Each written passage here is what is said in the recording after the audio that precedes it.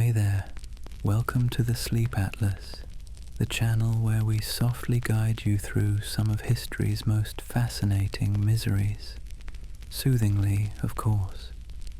You're about to drift gently into a 2-hour historical lullaby about tiger hunting, specifically tiger hunting in one of the coldest, hungriest, most ghost-haunted corners of the medieval world.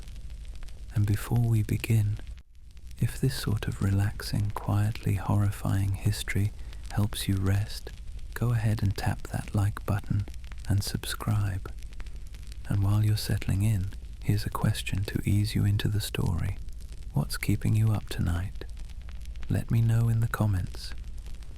Now, tonight's topic might sound exciting at first. Tigers, musket hunts, snow-covered mountains. It sounds like a fantasy novel, maybe something involving ancient orders, sacred beasts, and solitary warriors in fur cloaks. But let's be clear, it was awful.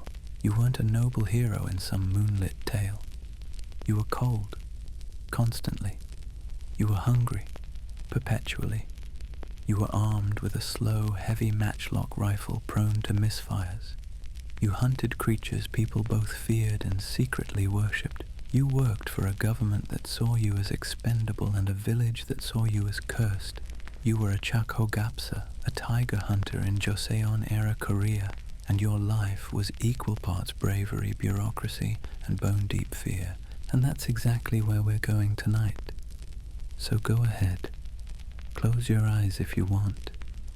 Let your body sink into the mattress. Or just let your thoughts drift quietly to the other side of the world, 500 years in the past, into a hut made of pine and mud, somewhere deep in a frozen forest. Your breath curls in the dark. You haven't eaten meat in 2 weeks. A tiger killed your neighbor last month, and today it might be your turn to follow the prince into the trees. Chapter 1. The Frozen Forests of Death. It's not really morning, not yet. It's just less dark than it was a few minutes ago. You're lying on your side, wrapped in a quilt that has long since stopped pretending to be warm. Your body is curled like a comma. Your feet ache, not from injury, but from sheer cold. You can see your breath, slow clouds of fog floating above your lips. The brazier in the corner went out hours ago. The heat is gone, the charcoal's spent, the ashes are cold. This is your hut. Technically, it's a house. You live here, but it feels more like a wooden box on the edge of nowhere. Pine boards nailed together, sealed with straw and frozen paste. There's a hole in the roof where the snow sometimes comes in sideways. The floor smells of old smoke, damp cloth, and ginseng. You haven't had a hot meal in 4 days. Outside, the trees creak. Somewhere in the distance, something yowls once and is answered by silence. You don't know if it was a fox or something worse. You lie still for a moment longer, not because you're warm, but because you're delaying the moment your toes touch the icy floor. You finally move. The quilt resists, frozen stiff at the edges. You sit up slowly. Your back pops. You stretch your legs out and hear the wooden floor crack. You don't wince. You're used to the sound now.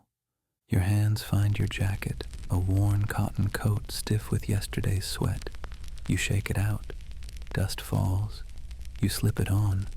It smells like pine tar and old rice. The fabric at the elbows is fraying. The shoulder is patched with deer hide. You grab a scarf. It's rough wool, dyed a pale gray. You've used it to clean your gun before. You wrap it tightly anyway. Beside your sleeping mat leans your Cheonja Chongtong, a long, heavy matchlock musket. It's taller than you. The barrel is blackened, scratched. You check the flint, the priming pan. The cord is still dry, miraculously. You tuck it under your coat to keep it that way. Next, you take your pouch of powder. You shake it. Still has some weight. You count your musket balls. 3, enough for the job or not.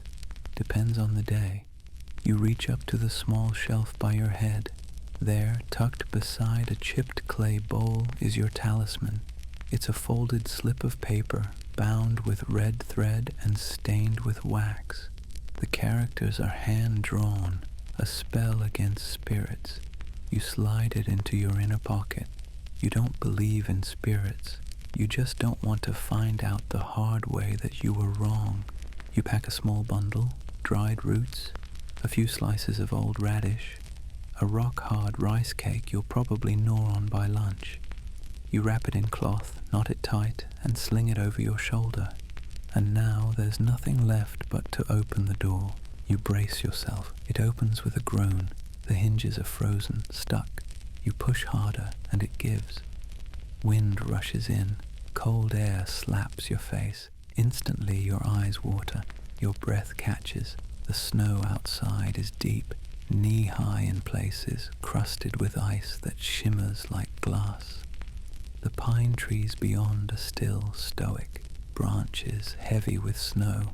Every sound feels muffled, like the world has cotton stuffed in its ears. You step out, your boots sink, not quite to the ankle but close. The snow crunches beneath you, brittle and sharp. You pull your scarf tighter, you adjust your grip on the musket, you start walking. Your trap line lies northeast of the hut, about 20 minutes away, uphill, of course, through the old ginseng grove and past the hollowed-out shrine stump that locals say is haunted. You don't believe that either. Mostly. The wind whistles softly through the trees, a kind of high-pitched sigh. You scan the snow for prints. Foxes, deer, once a bear. Nothing today. You pause by the old shrine tree. The bark is twisted, blackened by fire years ago. Someone left fresh offerings, a dried fish, some millet, a strip of cloth. You nod to it quietly. You don't stop walking. Your first trap is empty. The bait is gone, but no blood. No sign of a struggle. Just snapped branches, probably a raccoon, maybe something bigger. You keep moving. Further up the slope, near the ravine, you find what you didn't want to find. Prints. Deep, wide, fresh. Paw pads the size of your palm, toes spread in a perfect arc. The stride is long, heavy, clean impressions that sink down through the top layer of snow. A tiger passed through here last night, maybe earlier this morning. You crouch down, musket balanced across your knees. The prints disappear into the thicket. Dense pines, low branches, too much cover, too many blind spots. You don't follow, not yet, not alone, not with only 3 shots and a 10-second reload. You mark the spot with a strip of cloth tied to a branch. You step back. Your heart is beating faster now. You feel it in your fingers. You're sweating, even in the cold. Back down the hill you walk slower. You glance behind you more than once. That's how your day begins. Still no kill. Still no meat. Still no pay.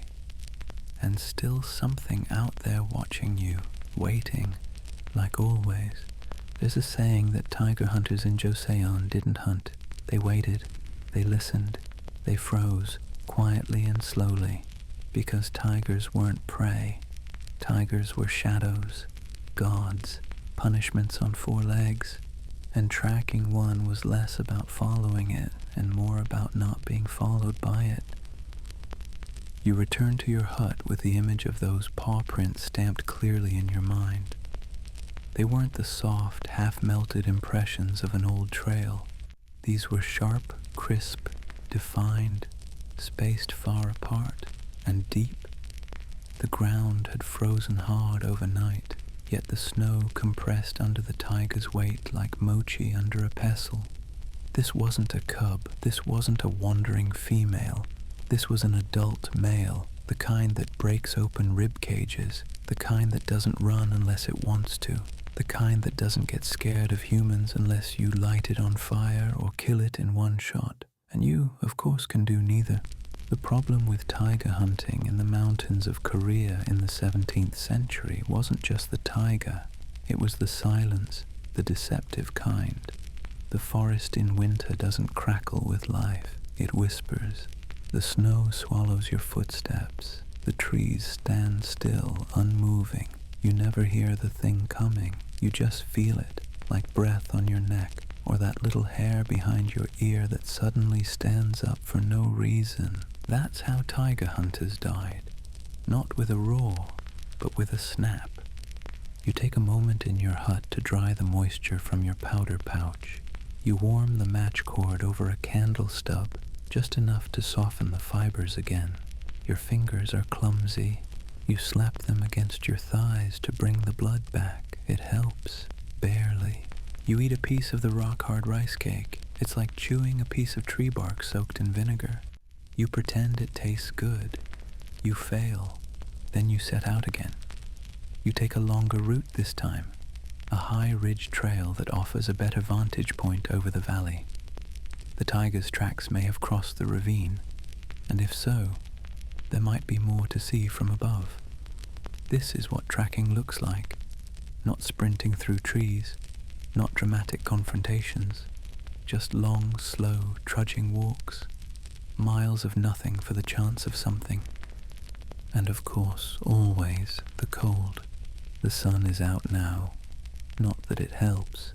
The light bounces off the snow, sharp and colorless. Your eyes squint instinctively. You'd wear a straw hat to help cut the glare, but it makes it too hard to hear. You need your ears. As you climb the ridge, you start seeing more animal tracks. Some deer, 2 rabbits, and a fox. You also find a partially eaten bird, only feathers and 1 foot left. No blood, the body's missing. Dragged, carried, it's hard to say. You mark the spot with a twig stuck in the snow, leaning slightly. A tiny breadcrumb trail only you understand. You crouch low at the ridge's edge and scan the tree line below. Still no movement. But something's different. The silence again. This forest has its rhythms. You've lived here long enough to hear them. Even silence has texture. There's the normal quiet of snow, and then there's this, like the forest itself is holding its breath. You squat there for a while, maybe 15 minutes. You feel your legs start to tremble, not from fear, but from fatigue. Your scarf itches, your cheekbones ache with cold. You sip melted snow from your palm. Still nothing moves. Then you see it, just a flash, not of orange, not of stripes, just motion, a branch swaying ever so slightly. But there's no wind, nothing else in the forest is moving. You blink, watch, wait, nothing. Maybe it was a bird, or maybe not. Your breath fogs again. You exhale slowly. You shift your weight, and the snow beneath your foot lets out a soft crunch. Just one. If something is out there, it heard that. You start to back down the ridge, slowly, one step at a time. You don't turn around. You keep your eyes forward. Your hand rests lightly on the musket.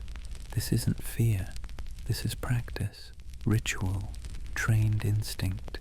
You move like this every day, half certain, half hoping you'll see nothing at all. Because let's be honest, killing a tiger doesn't make you safe. It makes you famous, and fame is heavy in a place where envy is everywhere. Back at the base of the ridge, you follow the tiger's track again. You kneel at the edge of the thicket. The prints are clearer here. Deep holes where snow gave way under weight. One print is stained slightly red. Blood, number, probably berry juice from something it stepped on. You can't know, and that's the point. You never know. So much of tracking tigers is about ambiguity. Maybe the tracks are fresh. Maybe they're old. Maybe the animal doubled back. Maybe it's watching you right now from the brush. You don't chase a tiger, you read it, you listen for stories in the snow. You learn patience the way you learn pain, slowly, repeatedly, and with no reward. You loop back toward your hut as the sun begins to slide behind the hills. Winter days are short. You don't want to be caught in the dark. Not here, not with a tiger nearby. Not with only one candle left and a gun that takes forever to fire. Back at home, you light a coal in the brazier. The room fills with warmth so faint it feels imaginary. You pour hot water over a bitter root and pretend it's tea. You hang your coat by the door and run your fingers along the musket barrel, checking for cracks. None today. You scratch a note into the wall, tracks found near the hollow. You've carved dozens of lines here over the years, a secret language only you can read, marks of how many nights you've waited. You stare at the wall for a while. The wind howls outside, and somewhere, not far, a pine branch snaps. You don't move. You don't sleep yet. You wait, like always. Let's talk about your weapon, the one thing standing between you and death by mauling. Your matchlock musket, the Cheonja Chong Tong, is a long, awkward, temperamental pipe on a stick. It weighs somewhere between annoying and exhausting. It's longer than your arm span. And in case you've forgotten, this isn't a nice clean rifle with a scope and a trigger that goes click. This is 17th century Korean engineering, and while brilliant in its way, it's also an enormous pain. You fire it using a smoldering cord known as a match that's lowered onto a pan of black powder. If the powder's dry, if the cord is still glowing, and if the mechanism doesn't jam or misalign, then you might get a shot. A loud, smoky, dramatic one, yes, but still, just one. Reloading takes around 20 seconds if your fingers aren't shaking, 30 if it's cold, 40 if your powder pouch is damp, your musket ball drops in the snow, and your hands feel like frozen turnips. And now imagine that's all you've got.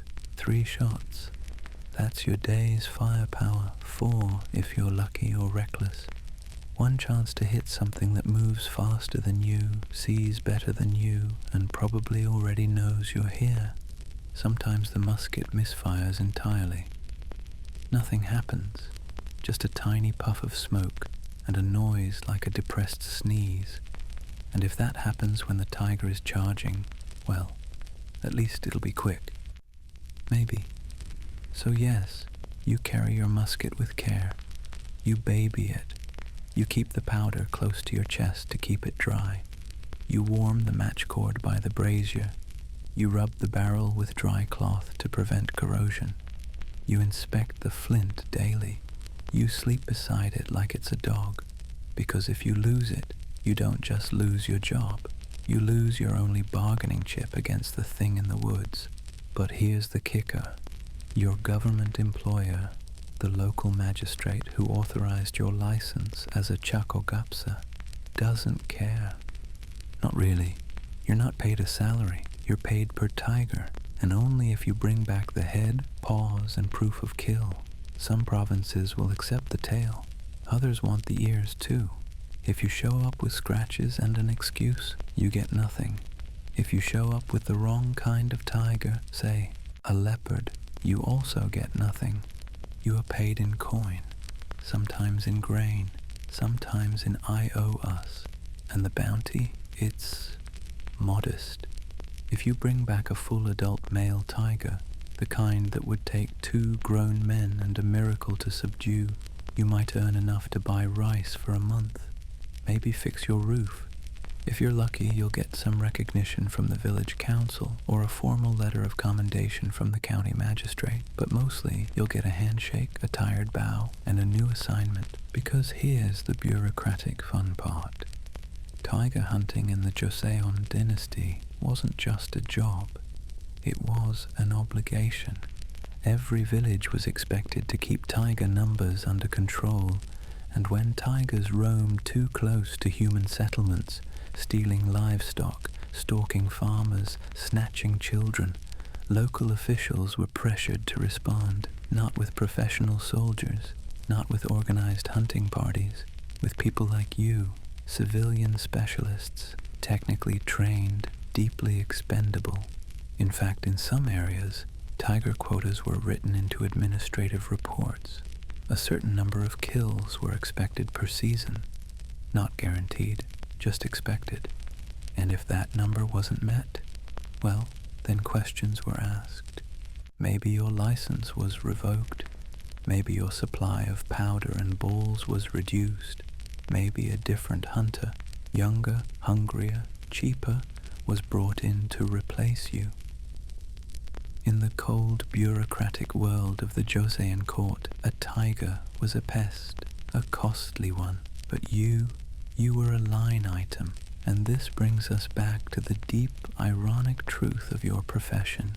You're risking your life for an animal most people fear and secretly revere. In a culture steeped in Confucian hierarchy, Buddhist compassion, and shamanic spirit beliefs, the tiger occupies a strange, contradictory space. It's a demon, a protector, a symbol of royal power, a walking nightmare. And you're the one who has to kill it, which frankly messes with your head, but we'll get to that later. Right now, it's still light outside, barely. The winter sun is already dipping low. You trudge to your neighbor's hut, an older man who occasionally helps you check trap lines in exchange for ginseng root. He's not home. No one is. You knock anyway. You wait. Nothing. You glance around the clearing. There are footprints, old ones, frozen into the crust, but no smoke from the chimney, no sign of the goats. You leave a small pouch of dried herbs on the doorstep, a trade offering, and head back. Another day gone, another night ahead. You sit by the brazier and slowly remove your boots. Your toes are raw, red, stiff. You flex them one by one. You're lucky. Nothing blackened. Not yet. You rub your feet with dry cloth and hum softly. An old melody your mother sang to you once. A lullaby about a tiger with a golden nose who only eats bad children. You smile faintly, because if you believed every song, you'd never leave the house. But you do, every day, because it's your job. And the quota isn't going to meet itself. By now, the sun has fully set. The sky is a slate-colored blur, dimming from pale gray to a deep, velvety indigo. A few stars flicker above the treetops, faint pinpricks through a ceiling of haze. You're not sure if it's clouds or just the thickness of the air. Either way, it's getting colder again. The snow underfoot has hardened, no longer soft powder but a brittle, icy crust that crunches with each step. Loud, too loud, every sound you make carries, and yet the forest around you remains silent, as though the trees themselves are listening. You're walking your final loop of the day, following a route you know by heart, past the stone outcrop that looks like a crouching animal, down along the frozen creek bed, across the grove of crooked birch trees where the wind always shifts direction for no reason at all. You don't expect to find anything, not at this hour. But it's the rhythm of your work. The forest never sleeps, so you don't either. Not really. The snow beneath you is more than just scenery.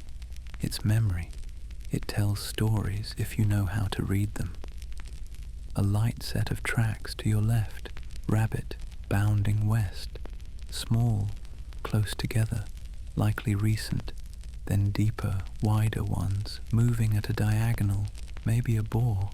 You follow those for a moment, eyes scanning ahead for signs of disturbance. The path curves, then disappears into a gully. You crouch, feel the snow with your fingers. The top layer breaks easily. Underneath, it's soft, loose. This trail's a few hours old at most. Then, suddenly, a different shape altogether. A single paw print, half melted, half clear, wide, rounded, 5 toes, no claws, tiger. It's not fresh, but not forgotten either. Maybe this morning, maybe midday. You squint at the angle. The direction doesn't make sense. It's looping, not moving with intent, not tracking, just wandering. That's worse. A tiger on the move with purpose means it's hunting. That's predictable. That's a pattern you can prepare for. But a tiger that's wandering, that's one that's restless, curious, disrupted. Maybe it's hungry, maybe it's injured, or maybe it's just angry. You rise slowly and brush snow from your knees. You don't call out. You never do. This isn't a western hunt, full of horns and dogs and voices shouting across the hills.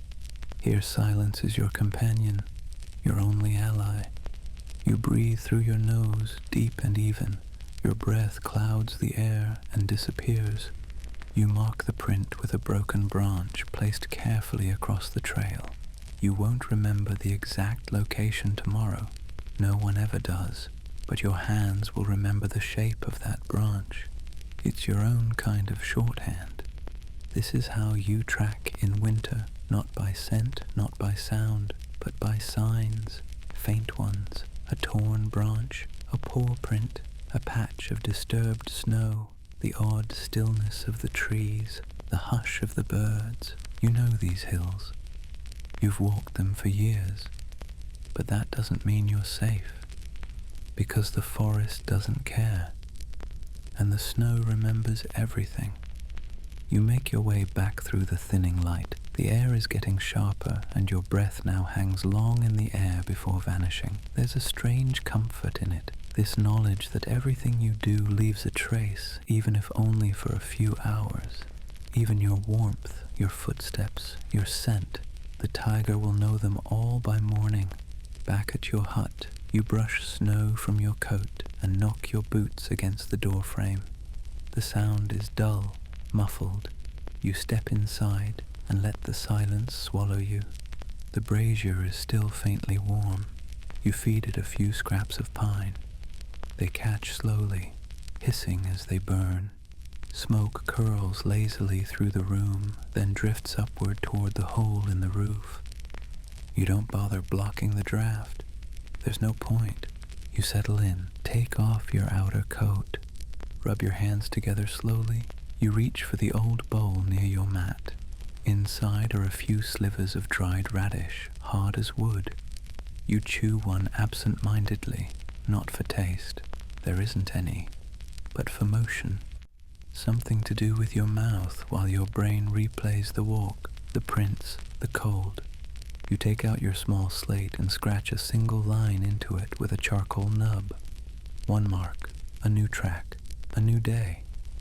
You don't write notes or names, just lines. One for each day the tiger didn't kill you. A habit, a ritual. You lie down without undressing. Just pull the quilt over your legs and tuck your scarf around your neck. Your gun stays beside you, always within reach, and though you close your eyes, you don't quite sleep. Not fully, because the snow is watching, and somewhere out there, the forest remembers what you've done. You wake to silence, and for a moment, you forget where you are. The cold reminds you. The embers in the brazier have died. Again, your breath plumes into the air, curling upward like mist. Your fingers are stiff. Your feet ache. It's still dark out, but you know it's morning. You can feel the shift in the cold. It's the kind that doesn't bite. It presses, a weight against your ribs. That's morning in the mountains. You sit up slowly. Your muscles complain. You cough once, dry, sharp. Your throat feels lined with frost. Then you remember. The shot. Last night. A sound in the dark. A shape in the trees. You didn't see it clearly. Only movement and eyes. Yellow, low to the ground. Not reflecting, glowing. You raised your musket, fired. A spark, a thunderclap, smoke, then silence. You didn't go outside after. You couldn't.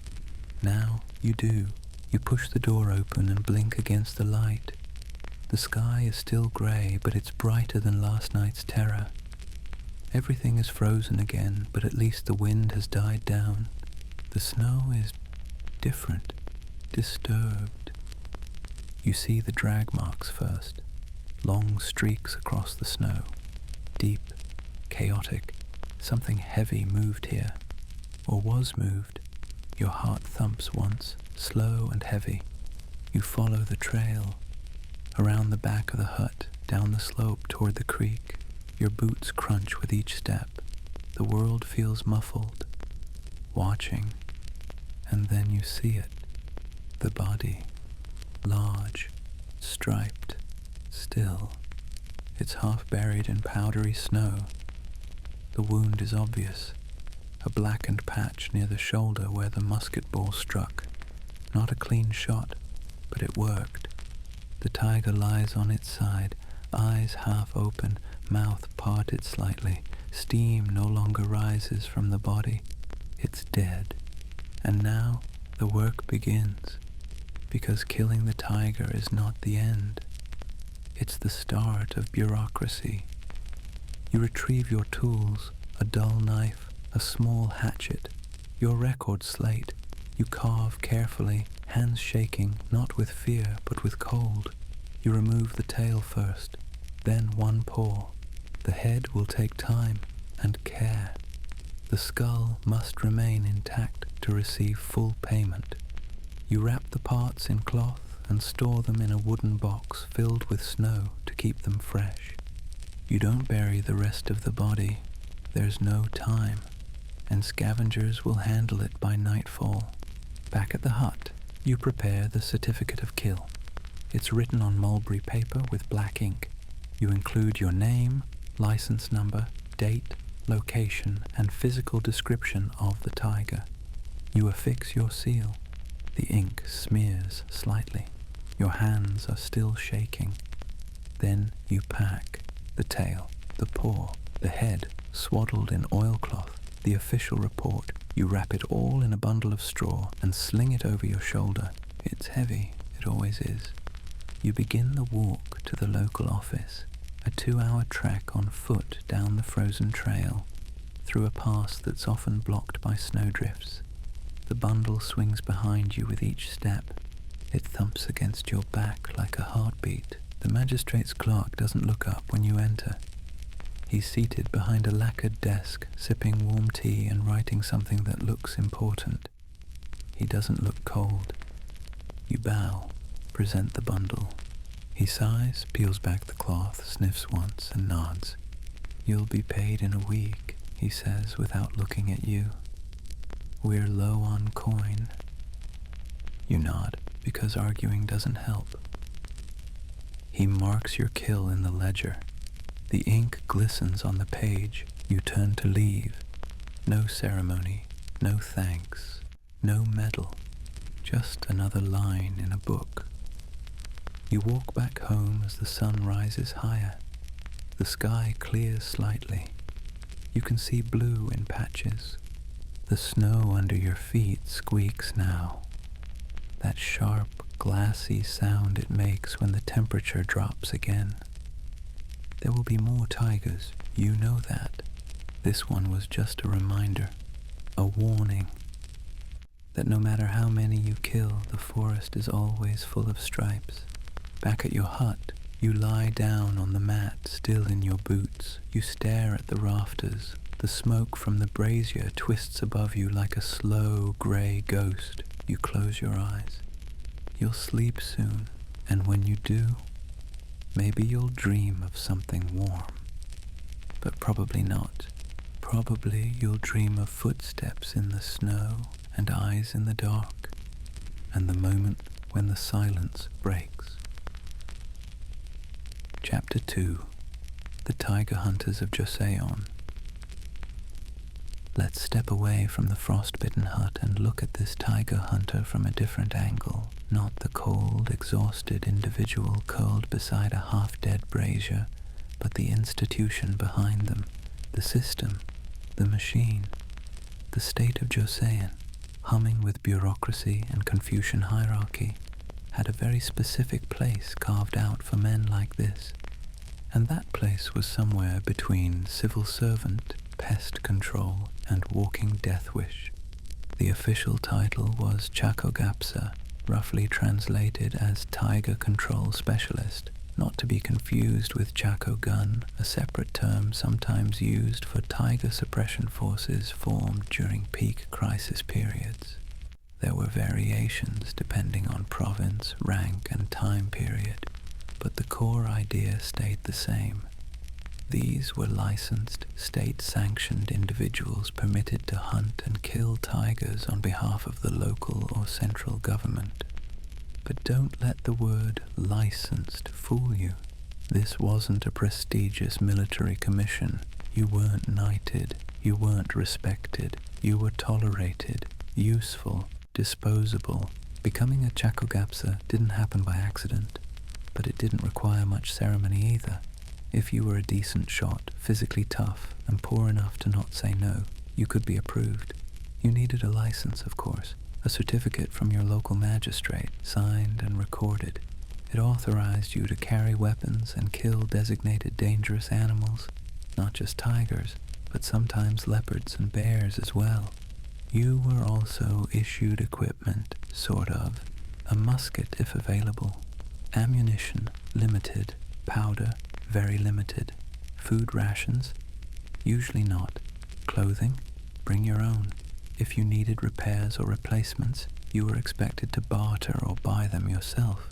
You were also assigned a zone of operation, basically a patch of forest or hillside near your home village, where tigers had recently been seen or where past kills had occurred. If a tiger wandered into someone's rice fields and mauled a goat, congratulations, that area just became your new office. And this wasn't an optional assignment. Once licensed, you were expected to respond when summoned. Summons could come in the form of a formal notice from a provincial officer, or, more commonly, a shouting farmer banging on your door at midnight because he'd heard something snarl near his grain shed. You were government adjacent, but not exactly protected. If you died on the job, and many did, your family might receive compensation. A small funeral allowance, maybe leftover grain stores, sometimes a brief mention in a regional report. But more often, your death was recorded, your license revoked, and your name quietly replaced with someone younger, cheaper, and equally expendable. There was no pension, no medal, no shrine. The Joseon bureaucracy, for all its obsession with record-keeping and Confucian order, did not see you as heroic. You were solving a problem, not fighting a war, and yet the tiger problem was very real. Let's pause and consider the animal for a moment. These weren't small cats. The Korean tiger, the same species as the Siberian or Amur tiger, is one of the largest cats on Earth. Males could weigh over 200 kilograms, stretch up to 10 feet nose to tail, and move with terrifying silence. They weren't just strong, they were smart. They studied human patterns. They attacked when hungry, yes, but also when provoked, or bored, or territorial. And they didn't always kill livestock. Sometimes they killed people. There are records from the Joseon annals and regional chronicles describing entire villages living in fear for weeks because of a single aggressive tiger. Farmers refused to work their fields, messengers wouldn't travel, soldiers were sent and didn't return. And that's where you came in. The state didn't have time to send armies after cats. So they used people like you, and they tracked you, not for safety, for statistics. Regional officers compiled annual records of tiger kills, categorized by province, sometimes even by species: tigers, leopards, wolves, occasionally boars. These were reported upwards, from local magistrates to provincial administrators to the central court, so the king could be informed. Why? Because tiger kills weren't just about safety, they were about control. Killing tigers demonstrated that the state had dominion over nature, over chaos, over the wild, and more cynically, it was about economics. Fewer tigers meant fewer livestock losses, fewer angry villagers, less disruption to tax collection. And if a tiger killed someone of importance, say a tax officer or a minor noble, well, then it became a matter of honor or embarrassment. The king didn't like embarrassment, especially not when it roamed on four legs. There are records of urgent royal edicts ordering swift retribution against man-eating beasts. These orders would trickle down through the bureaucracy until they landed squarely on your frost-bitten lap. Congratulations, you've just been voluntold to fix a national embarrassment. And if you succeed, you might get a slightly larger payment. Your name might be read aloud in a local court ceremony. Once, maybe, but more likely someone else will get the credit. Your kill will be counted in a ledger. Your musket will be reissued to the next hunter, and your story, your freezing nights, your half-healed wounds, your quiet terror will vanish like breath in snow. Because no matter how many tigers you face, you're never the legend. You're just the line in a book. Let's step out of the snow for a moment and into a story, one that actually made it into the records. Not many did. His name was Gwon. No surname recorded, just Gwon.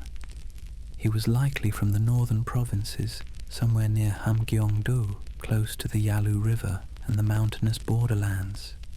Cold country, tiger country, the sort of place where winter stretches from October to April and the trees stay quiet all year long.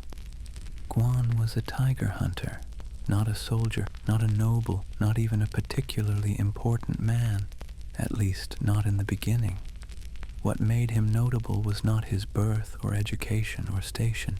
What made him memorable was that, unlike most of his peers, he didn't die early. In fact, Gwon reportedly killed 59 tigers over the course of his life. 59. Let's pause on that number. Not because it's big, it is, but because it suggests something even more impressive, that he survived 59 close encounters with a creature known for attacking from behind, moving silently, and killing with a single bite to the neck. Most tiger hunters, as we've already established, didn't get famous. They got frostbite, maybe a payout, maybe a shallow grave. Their stories didn't make it past the magistrate's office. But Gwon's did. We know this because his name appears in a collection of Gongmun, official state documents, from the late 17th century. There's a short citation, likely written by a clerk or low-level bureaucrat, acknowledging Gwon's diligent and effective suppression of wild beasts threatening tax regions, which is a very formal way of saying this guy killed a lot of tigers and made the government's job easier. Now, 59 is the number attributed to him, but let's be clear, numbers in the Joseon record books aren't always literal. Sometimes they're rounded up for emphasis, sometimes they're ceremonial. But even if we cut the number in half, even if we assume inflation, Gwon was still the kind of hunter who had a reputation. And in a society as status-obsessed as Joseon Korea, that mattered. It didn't make him rich, mind you. Killing tigers wasn't a shortcut to wealth. The state was stingy with rewards, but reputation had its own currency. People brought him gifts, meals, cloth, herbal medicine, sometimes out of gratitude, sometimes out of fear, maybe both. Village elders would offer him better lodging during winter months. Local magistrates might delay taxes. He was, in a strange way, untouchable, not because he had power, but because he had killed what others feared to name. There's a story, half legend, half bureaucratic record, that Gwon once brought in 3 tigers in one season, not pelts, full kills, all within a 3-month span. The report notes that one of the tigers had attacked a livestock cart and sent oxen into a frozen ravine. Gwon tracked it through a snowstorm, across 3 valleys, and reportedly made the final shot while balancing on a tree limb above a ravine. That part is probably embellished, but it tells you something important. Even the civil servants were impressed. Now, Gwon wasn't alone. There were other tiger hunters with names we know: Cho, Park, Seo. Their stories are harder to verify. Some may have been professional poachers turned semi-legitimate. Others might have had informal agreements with local lords to patrol forests and protect roads. The lines between hunter, tracker, woodsman, and outlaw were often blurred, and here's where it gets even more complicated. Not all tigers were hunted for safety. Sometimes they were hunted for sport, or for ritual. In certain seasons, the central court would request tiger skins for ceremonial purposes, fur-lined robes, decorative banners, ritual garments for ancestral rites, and when the king asked, the provinces had to deliver, which meant people like Gwon were suddenly not just hunters, they were suppliers for the royal aesthetic. No pressure. There's a separate story, possibly apocryphal, in which Gwon refused a magistrate's order to deliver a fresh pelt in time for a court ritual. The tiger had not yet been found, and Gwon insisted he would not deliver a substitute, a wolf skin or a poor quality leopard. The magistrate threatened punishment.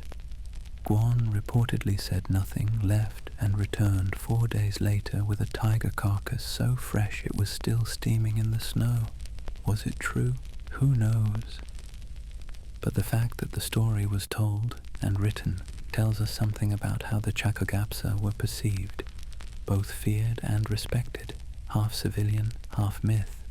And then Gwon disappears. The records don't say how he died. There's no glorious death scene, no heroic last stand. He doesn't die on the back of a tiger, teeth in his throat, musket empty. He just vanishes from the documents. 1 year, he's there. The next, he isn't. Maybe he retired. Maybe he lost a step.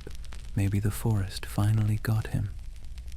But maybe, and this is perhaps the most fitting ending of all, maybe he walked into the snow one day and simply didn't come back, like so many before him, and the forest, which never wrote anything down, remembered him the way it always does, in broken branches, silent paths, and the odd absence of birdsong on a winter morning. Now let's zoom out a little, past the tiger's den, past the hunter's hut, past even the frozen pine forests, and step into something colder in its own way. A government office, a quiet room in a provincial capital, warmed by a charcoal brazier, smelling faintly of dried ink, wax paper and cooked millet. Here, hunched under low rafters and surrounded by neat stacks of reed-bound documents, is a clerk. He is not a hunter. He is not especially outdoorsy. He wears glasses, occasionally sighs through his nose, and dips a brush into a shallow ceramic inkwell. He is doing paperwork. And what is he recording? Tiger deaths. Yes, you heard that right.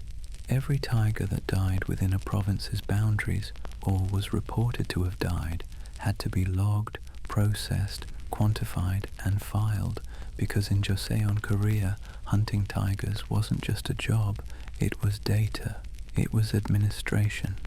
It was part of the record-keeping engine that made the Confucian world go round.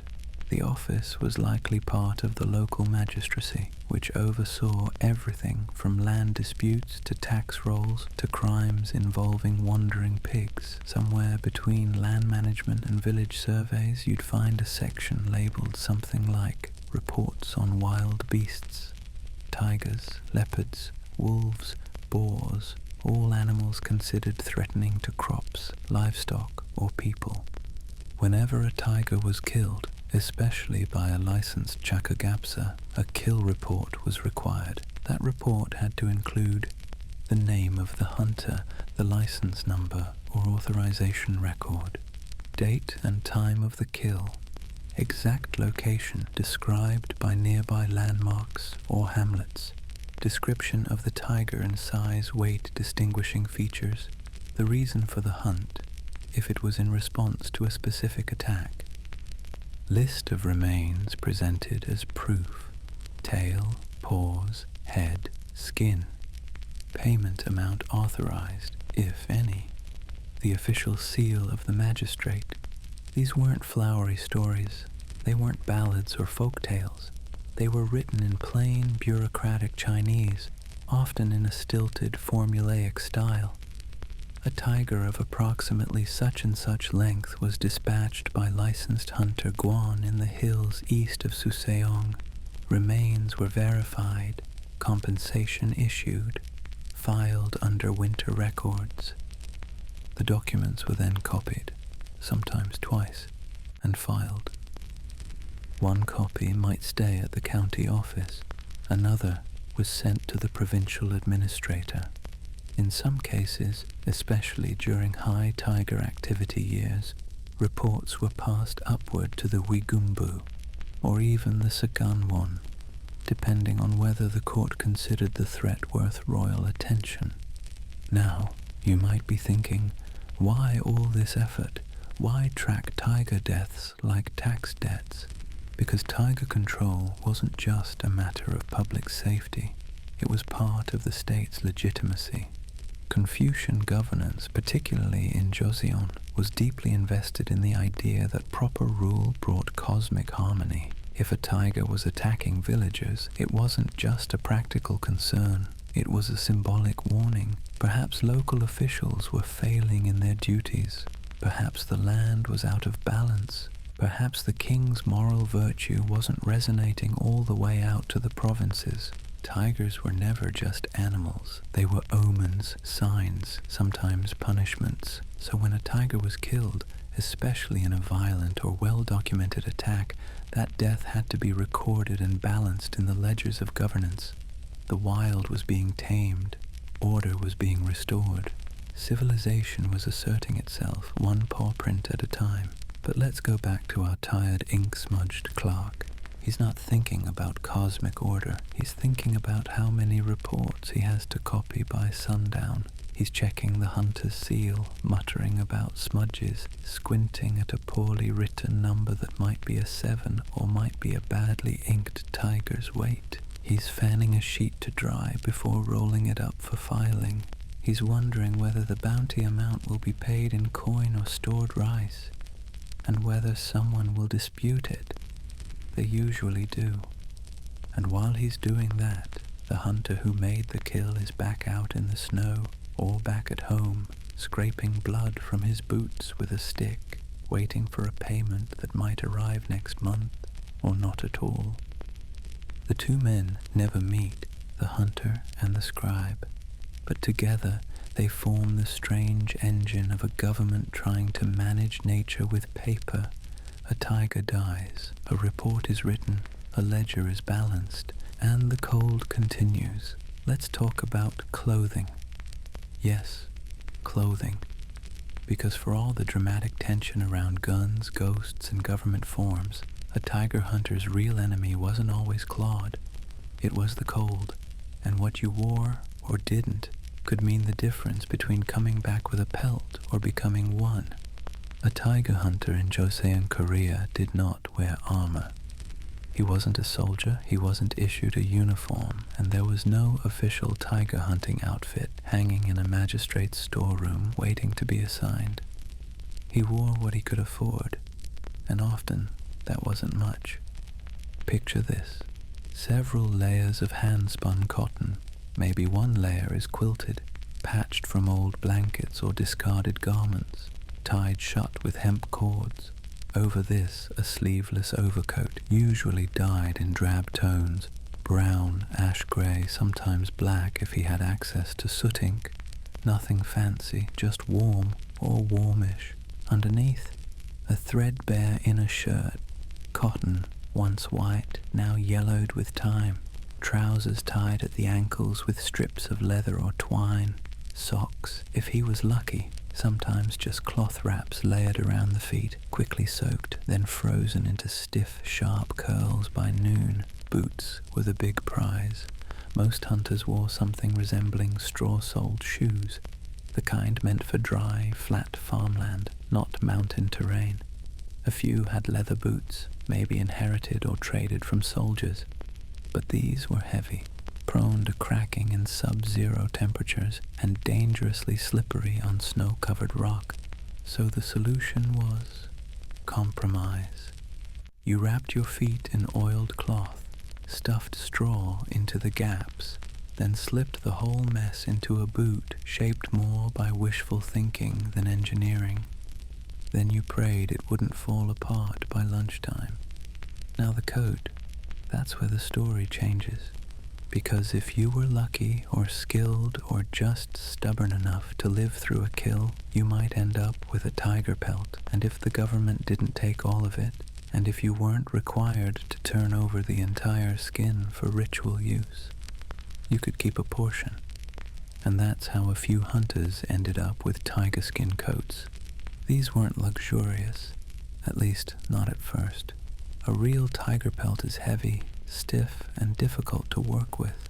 Preparing it took time. The hide had to be dried, scraped, softened, stretched. You used tools made of horn or bone, applied oil, ash, sometimes urine. It smelled awful. It took weeks, and if you got it wrong, the whole thing rotted. But if you got it right, you had a coat that the world noticed. Tiger skin, even a shoulder wrap, even just a strip along the hem, marked you as someone who had done what most people feared. It was both proof and protection, not magical protection, though plenty believed that. Tigers in the old law were immune to ghosts, so a tiger skin coat, ghost-proof, in theory, but it also had practical uses. Tiger fur was warm, incredibly so. The undercoat, thick with dense fibers, trapped heat like no woven cotton could. It repelled water, it resisted wind, it smelled, let's be honest, like danger and sweat and superstition, but it worked. Some hunters stitched tiger fur into their gloves, others used scraps to line the collars of their cloaks.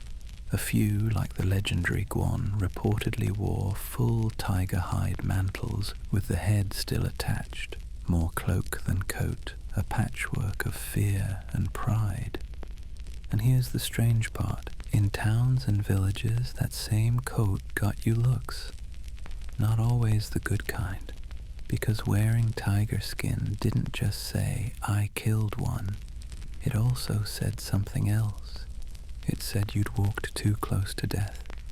In a deeply Confucian society, obsessed with hierarchy, order, and ritual cleanliness, the tiger wasn't just an animal. It was outside the system.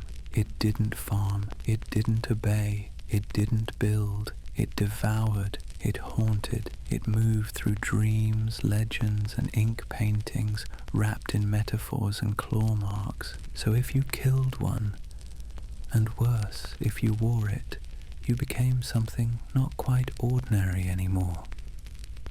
There are accounts of people refusing to sit beside tiger hunters at markets, women hiding their children when one passed, elders crossing the street rather than share a path. It wasn't hatred, it was caution, superstition, the idea that proximity to death left a residue, that wearing the skin of a killer meant you were halfway one yourself. But other times you were honored, especially by younger men, or soldiers, or those who still believed in the old tales. of heroes and mountains and beasts who bowed only to the strong. You were whispered about, pointed at, envied, and sometimes commissioned. There are scattered stories of tiger hunters being invited to noble houses for protection ceremonies, to sit quietly in a corner while a baby was blessed, to walk a circle around a property during the Lunar New Year, not to do anything, just to be there because your coat made the ghosts nervous. Or so people said, and whether it was true or not, well, you wore it anyway. Not because you were proud, but because it was the only thing in your hut that still felt warm. You've now tracked, killed, and skinned the beast. You've dried the pelt, filed the report, stood in front of a clerk who barely looked at you while writing your name in ink that'll fade in 10 winters. You've patched your coat with the fur, maybe traded a paw for rice, maybe you kept a claw hung on a string above your sleeping mat, a charm, a warning, a memory. And now you wonder, what comes next? For most Chakagapsa, the answer was nothing. There was no retirement party, no golden ink brush, no commemorative plaque shaped like a tiger's tooth. You worked until your hands couldn't grip the musket, or until your luck ran out, or until someone younger was licensed to take your zone. Then you faded, but every so often your legacy lived on, in fur. Tigers were more than wild animals. They were symbols, and their skins, once removed from the freezing hillsides and scraped of blood and memory, became objects of prestige.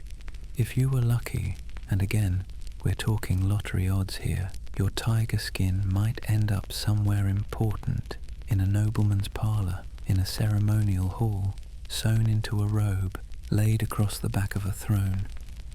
Because tiger fur wasn't just warm, it was power.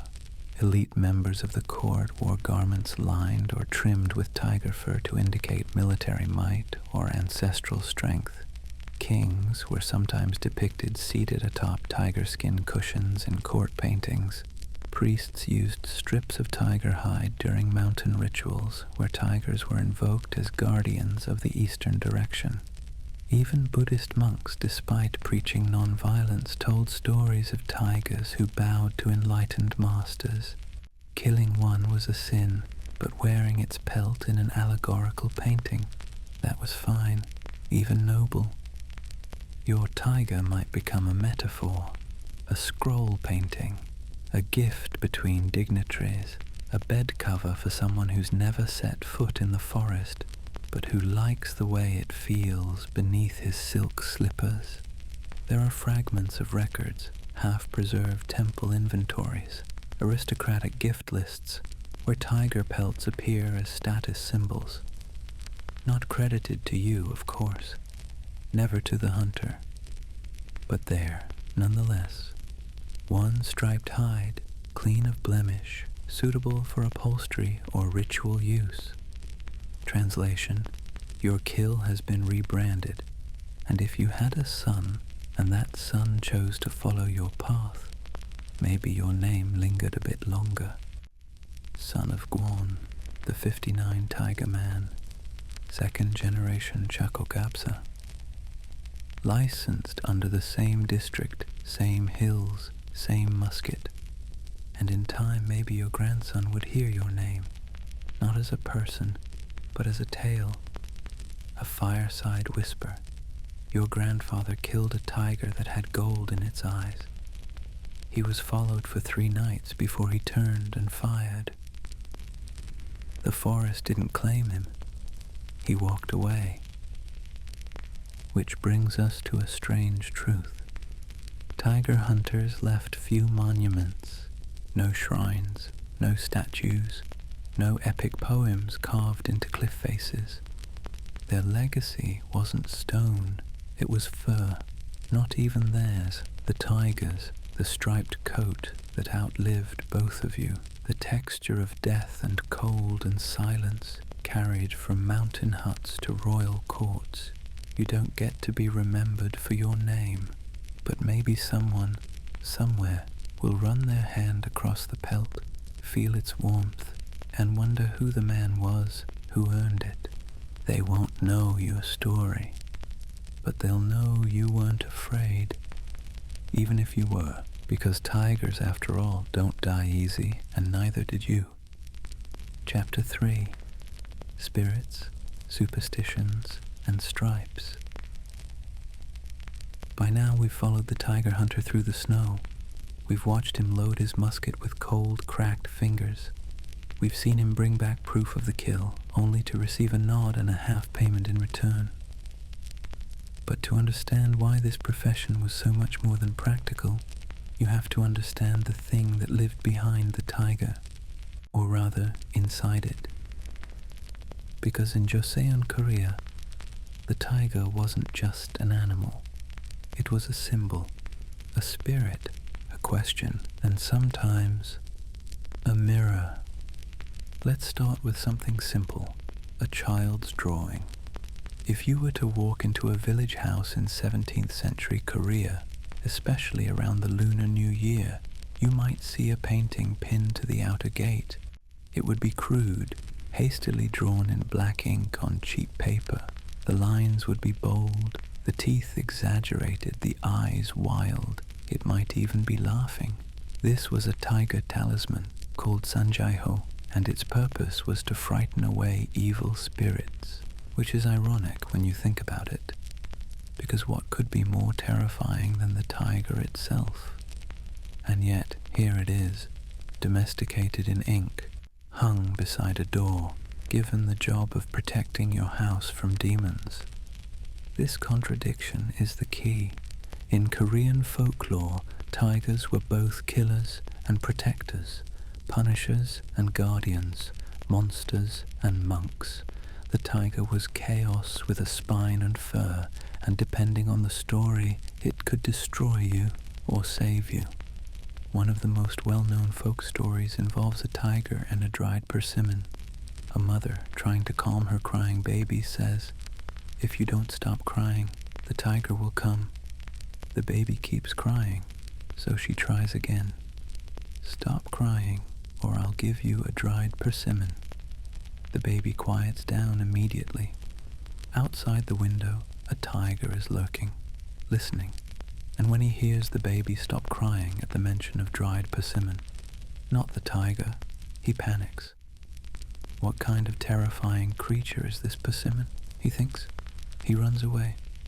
The moral: tigers may be powerful, but they're not always smart, and they're not always the most dangerous thing out there.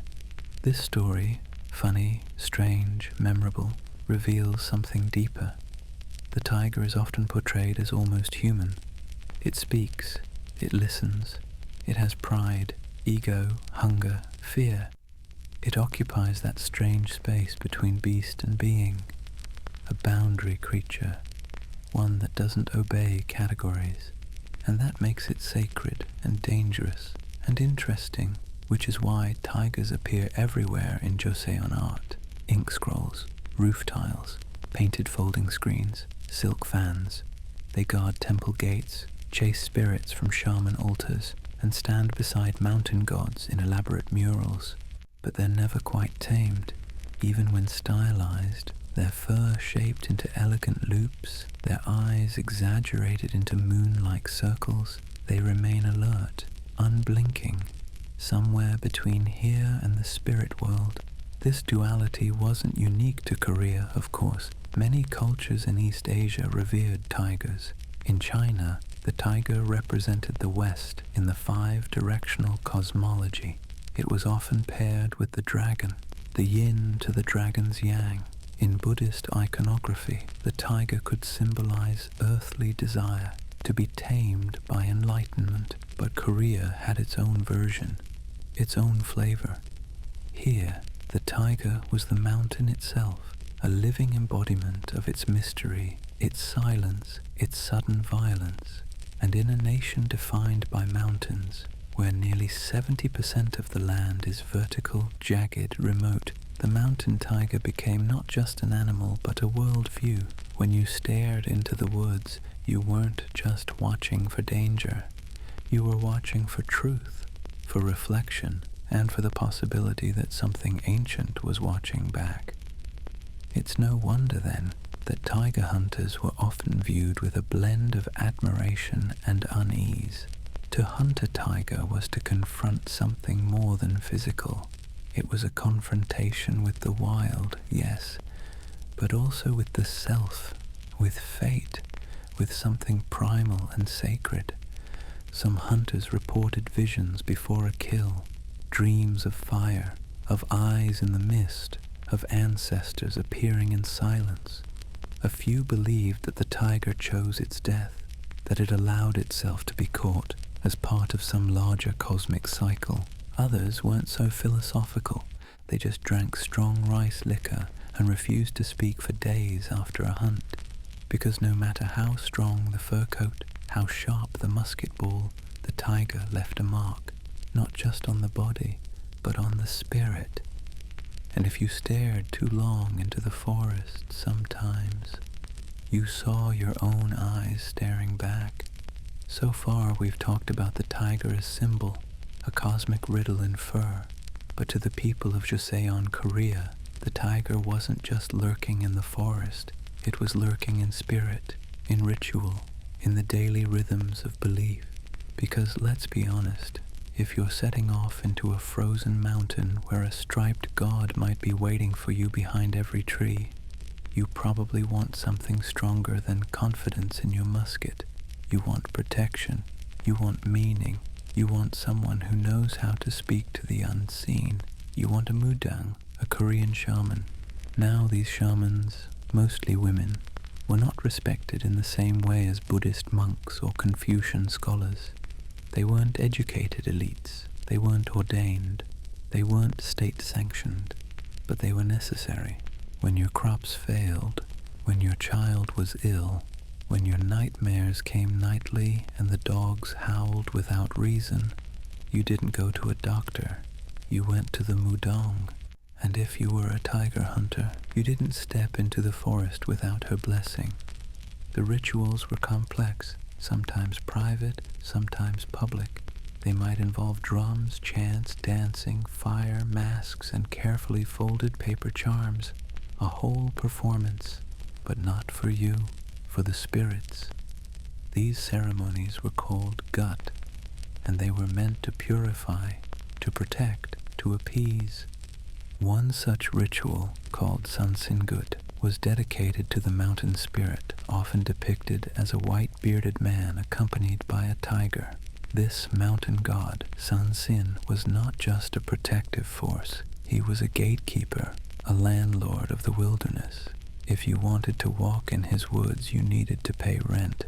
That rent might take the form of food offerings, rice cakes, meat, rice wine, or it might be symbolic, your silence, your respect, your fear.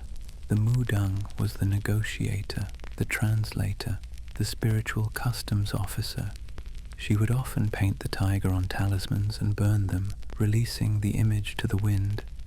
She would tell you not to look back once you passed the forest's edge. She might give you a charm soaked in smoke and prayer to tie around your wrist or neck, and if you ignored her, well, you might not come back. Now, to modern ears, this might all sound theatrical, primitive even, but imagine the context. You're a hunter. You live in isolation. You see death, violent, fast, brutal, up close. You feel watched. You feel followed. You've heard stories of men who returned with their minds broken.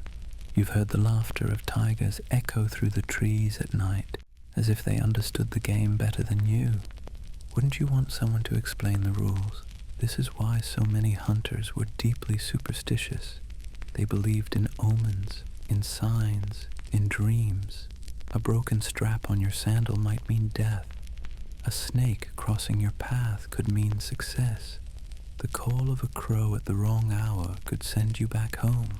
No hunt that day. And among these beliefs the tiger took on strange and specific identities. Sometimes it was a demon, a shapeshifter, a test of your soul. Sometimes it was a reincarnated ancestor punishing you for past mistakes, and sometimes it was simply a creature of divine will, the executioner of bad luck. This belief system wasn't limited to rural villagers. Even members of the Joseon elite kept tiger paintings in their homes, not as art, but as protection. Some carried tiger tooth amulets. Others refused to speak the animal's name directly, using euphemisms like the striped one or the guest from the mountain. There was even a phrase whispered among certain circles: "The tiger hears everything." And of course, he did. He heard the drums of the shaman. He heard the prayers whispered into talismans. He heard the footsteps in the snow, the click of musket flint, the ragged breathing of the man trying to become more than mortal. Because that's what this was in the end, a spiritual escalation. The tiger was not prey. He was a threshold, a gate, and the mudang, she held the key. Let's step back for a moment and look at the bigger picture, not just what tiger hunters believed, but why they believed it. What was it about tigers that earned them a permanent seat in the Korean imagination? Why did they become so entangled with ancestors, spirits, gods, and ghosts? To begin answering that, you have to understand how deeply the tiger was embedded into the mythic identity of the Korean peninsula. This wasn't just any animal. This was the animal, the symbol, the story. Go back to the foundation myth of Korea itself, the legend of Dangun, the divine founder of the first Korean kingdom, Joseon. You might remember it. It goes like this. A tiger and a bear wanted to become human. They went to a divine being named Hwanung and asked for his help. He gave them a challenge. Go into a dark cave for 100 days and eat nothing but garlic and mugwort. No sunlight, no meat, just holy roots and patience. Now the bear succeeded. She endured the darkness, completed the ritual, and became a woman. The tiger, well, didn't. It gave up halfway through and fled the cave, hungry and impatient. So, in the myth, the tiger failed the test, but that didn't make it a villain. Quite the opposite. The tiger became a symbol of uncontainable spirit, of pride, power, and raw emotion. It wasn't domesticated. It couldn't be caged. It wasn't meant to become human. It was meant to become legend. Now, fast forward centuries. In Joseon, Korea, this origin myth still echoed in the culture. But the tiger had picked up many new meanings along the way. Some scholars and monks began to interpret the tiger as a guardian of Buddhist temples, a holy protector. Others saw it as the spirit of the mountain itself, a kind of animal totem representing both physical and spiritual terrain. In shamanic beliefs, which we've touched on already, the tiger could be anything: an ancestral ghost, a spirit guide, or a punishment for broken family ties. And in Confucianism, the official philosophy of the Joseon dynasty, the tiger was more complex. It was both a warning and a lesson, the symbol of natural law, of punishment for disorder. The Confucian ideal was about harmony, order, hierarchy. If you stepped out of line, if your family failed in its moral duties, if your community lacked virtue, you could invite chaos, and that chaos had claws. So when someone saw a tiger or dreamed of one, they often didn't think, "Oh no, a wild animal." They thought, "Who in my family did something wrong?"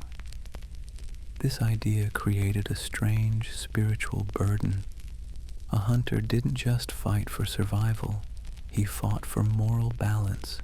To kill a tiger wasn't just to remove a threat, it was to restore harmony, to set things right. Now, not every tiger was viewed the same. People believed that some tigers were ordinary, dangerous, yes, but natural, and others, Others were ghost tigers, reincarnated humans or demonic spirits in disguise. These were called Bulgasari or Bulsa-jui, depending on the region.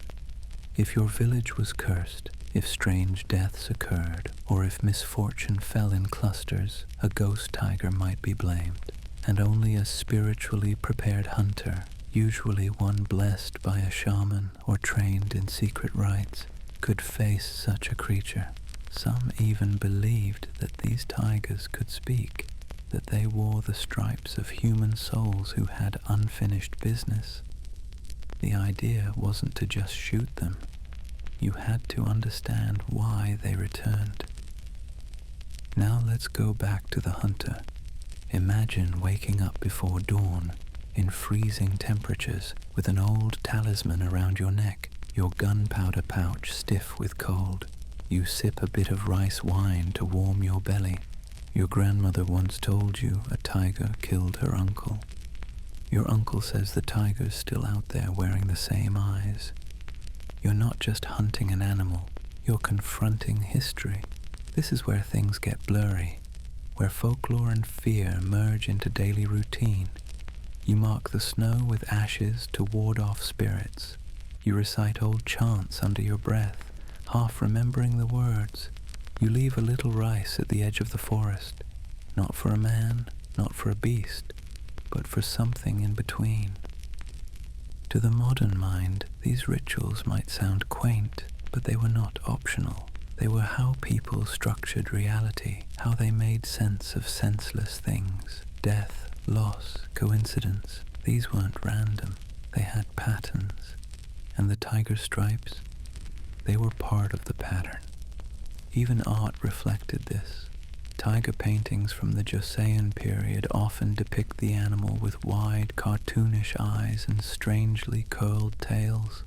Not realistic, not threatening, almost comedic. This was deliberate. It was a form of spiritual camouflage, a way to symbolically disarm the tiger, to make it less fearsome, to trick the spirit world. It was said that if you could laugh at the tiger, it couldn't control you. So even as the hunters faced death, they also smiled at it, decorated it, danced with it. Imagine that, going into battle against something you can't fully define, dressed in symbols and stories, armed with half-recalled prayers and ancestral guilt. It wasn't just the cold that made the job hard. It was carrying the weight of everyone who came before you, and everyone watching from the other side. Now let's drift even deeper into the mind of the hunter. Not what he does, not even what he believes, but what he sees, in the stillness, in the shadows, in the quiet places that only snow and memory know. Because for the tiger hunter, the supernatural wasn't just a belief system. It wasn't something you talked about at festivals and then forgot on a Tuesday. No, for these men, it lived in the spaces between muscle and breath. The spirit world didn't feel like a different plane. It felt like a neighboring room with a very thin wall. Let's talk about dreams. In pre-modern Korea, dreams weren't dismissed as nonsense. They were diagnostic tools, omens, messages from spirits or ancestors, or warnings from things with teeth. A good dream might predict fortune, a strange one might foretell illness, and a tiger dream? That one was dangerous. Imagine you're lying under a threadbare blanket in a hut somewhere in the Taebaek Mountains. The wind moans through the cracks in the walls like something alive. The fire's gone out. Your fingers are numb, and in your sleep you see stripes, black and white and endless. A forest of stripes moving like water. Then 2 yellow eyes open. To most modern people, that's just a bad dream. But to a Chakagapsa hunter, that's a summoning, a spiritual confrontation. You've been marked, chosen, or maybe challenged. Many believe that a tiger entering your dream meant a tiger was hunting you, not physically necessarily, but spiritually. You had something unresolved, something drawing the attention of powerful, unseen forces. So you didn't just wake up and shake it off. You'd tell the village shaman if there was one, or your eldest aunt who knew all the old funeral rites. They'd burn incense, tie red cords to your door frame, recite the dream backward, give offerings to ancestors, hoping one of them would intercede, but sometimes nothing helped. Because some hunters believed that a tiger wasn't just a spirit or a god or a punishment, it was a mirror, a living embodiment of your darkest traits, your hunger, your pride, your unresolved guilt. If you dreamed of a tiger, you might be dreaming of yourself. This belief shaped how hunters approached their craft. They weren't just looking for animal signs, they were paying attention to dreams, gut feelings, subtle imbalances, a torn piece of clothing, a rock turned the wrong way, a rabbit that looked you in the eye for too long. Everything meant something. And this attention to the invisible turned the job of hunting into something like priesthood, or madness, or maybe both. There were even some stories, quietly told, never written down, about men who stopped hunting altogether because the line between dream and reality blurred too much. They'd walk into the mountains, talk into trees, bury food for animals that didn't exist, sleep with one eye open, convinced the forest was whispering. Others went the opposite way. They hunted harder, harsher. They believed that if they could kill enough tigers, they could silence the noise, cleanse their spirit, one kill at a time. You can see how dangerous this gets. Because now the hunter isn't just confronting an animal. He's confronting every wound he never voiced, every brother who died, every ancestor who judged, every failure to protect his village. He's trying to rewrite his fate with gunpowder and ginseng. And if you're thinking this sounds a bit exhausting, you'd be right. Even when not dreaming, hunters were constantly surrounded by symbols and signs. The snow was full of footprints, not just of tigers and boars, but of ancestors.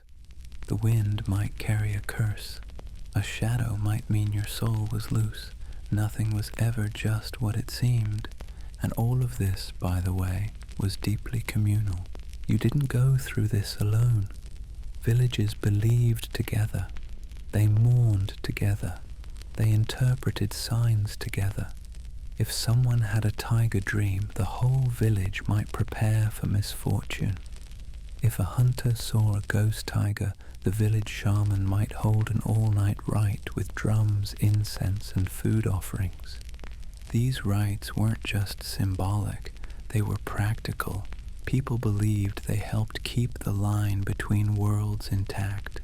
So when that line blurred, when dreams got too real, action had to be taken.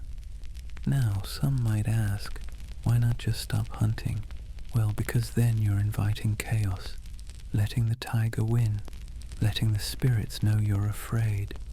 And in a society where fear is contagious and faith is armor, courage was more than a virtue, it was survival. So instead of retreating, you went deeper. You added more talismans to your gun stock. You chanted longer. You painted white dots on your forehead before entering the forest. You consulted the stars. You sacrificed a chicken. You prayed to your grandmother's ghost. You did whatever it took to keep the balance. And still, sometimes the tiger came. It came in dreams, in screams, in claw marks on pine bark, in snow that refused to melt. It came when men were alone and when they were in groups. It came silently. Sometimes it came and left no trace, but everyone knew. Because something felt wrong. That wrongness, that was the hunter's true enemy. The sense that something wasn't just out there in the woods, but in here, inside the heart, gnawing gently, waiting. And maybe, just maybe, the tiger was the only thing honest enough to show it to you. Now let's imagine you've done it. After days in the snow, breath steaming in the frigid air, body aching with cold and exhaustion, You've tracked the beast. You've set the bait. You've waited hours, maybe days. You've whispered prayers to the mountain spirits and thumbed the talisman hanging around your neck until it's warm from your skin. You've heard the branches crack. You've felt the stillness shift, and you've fired.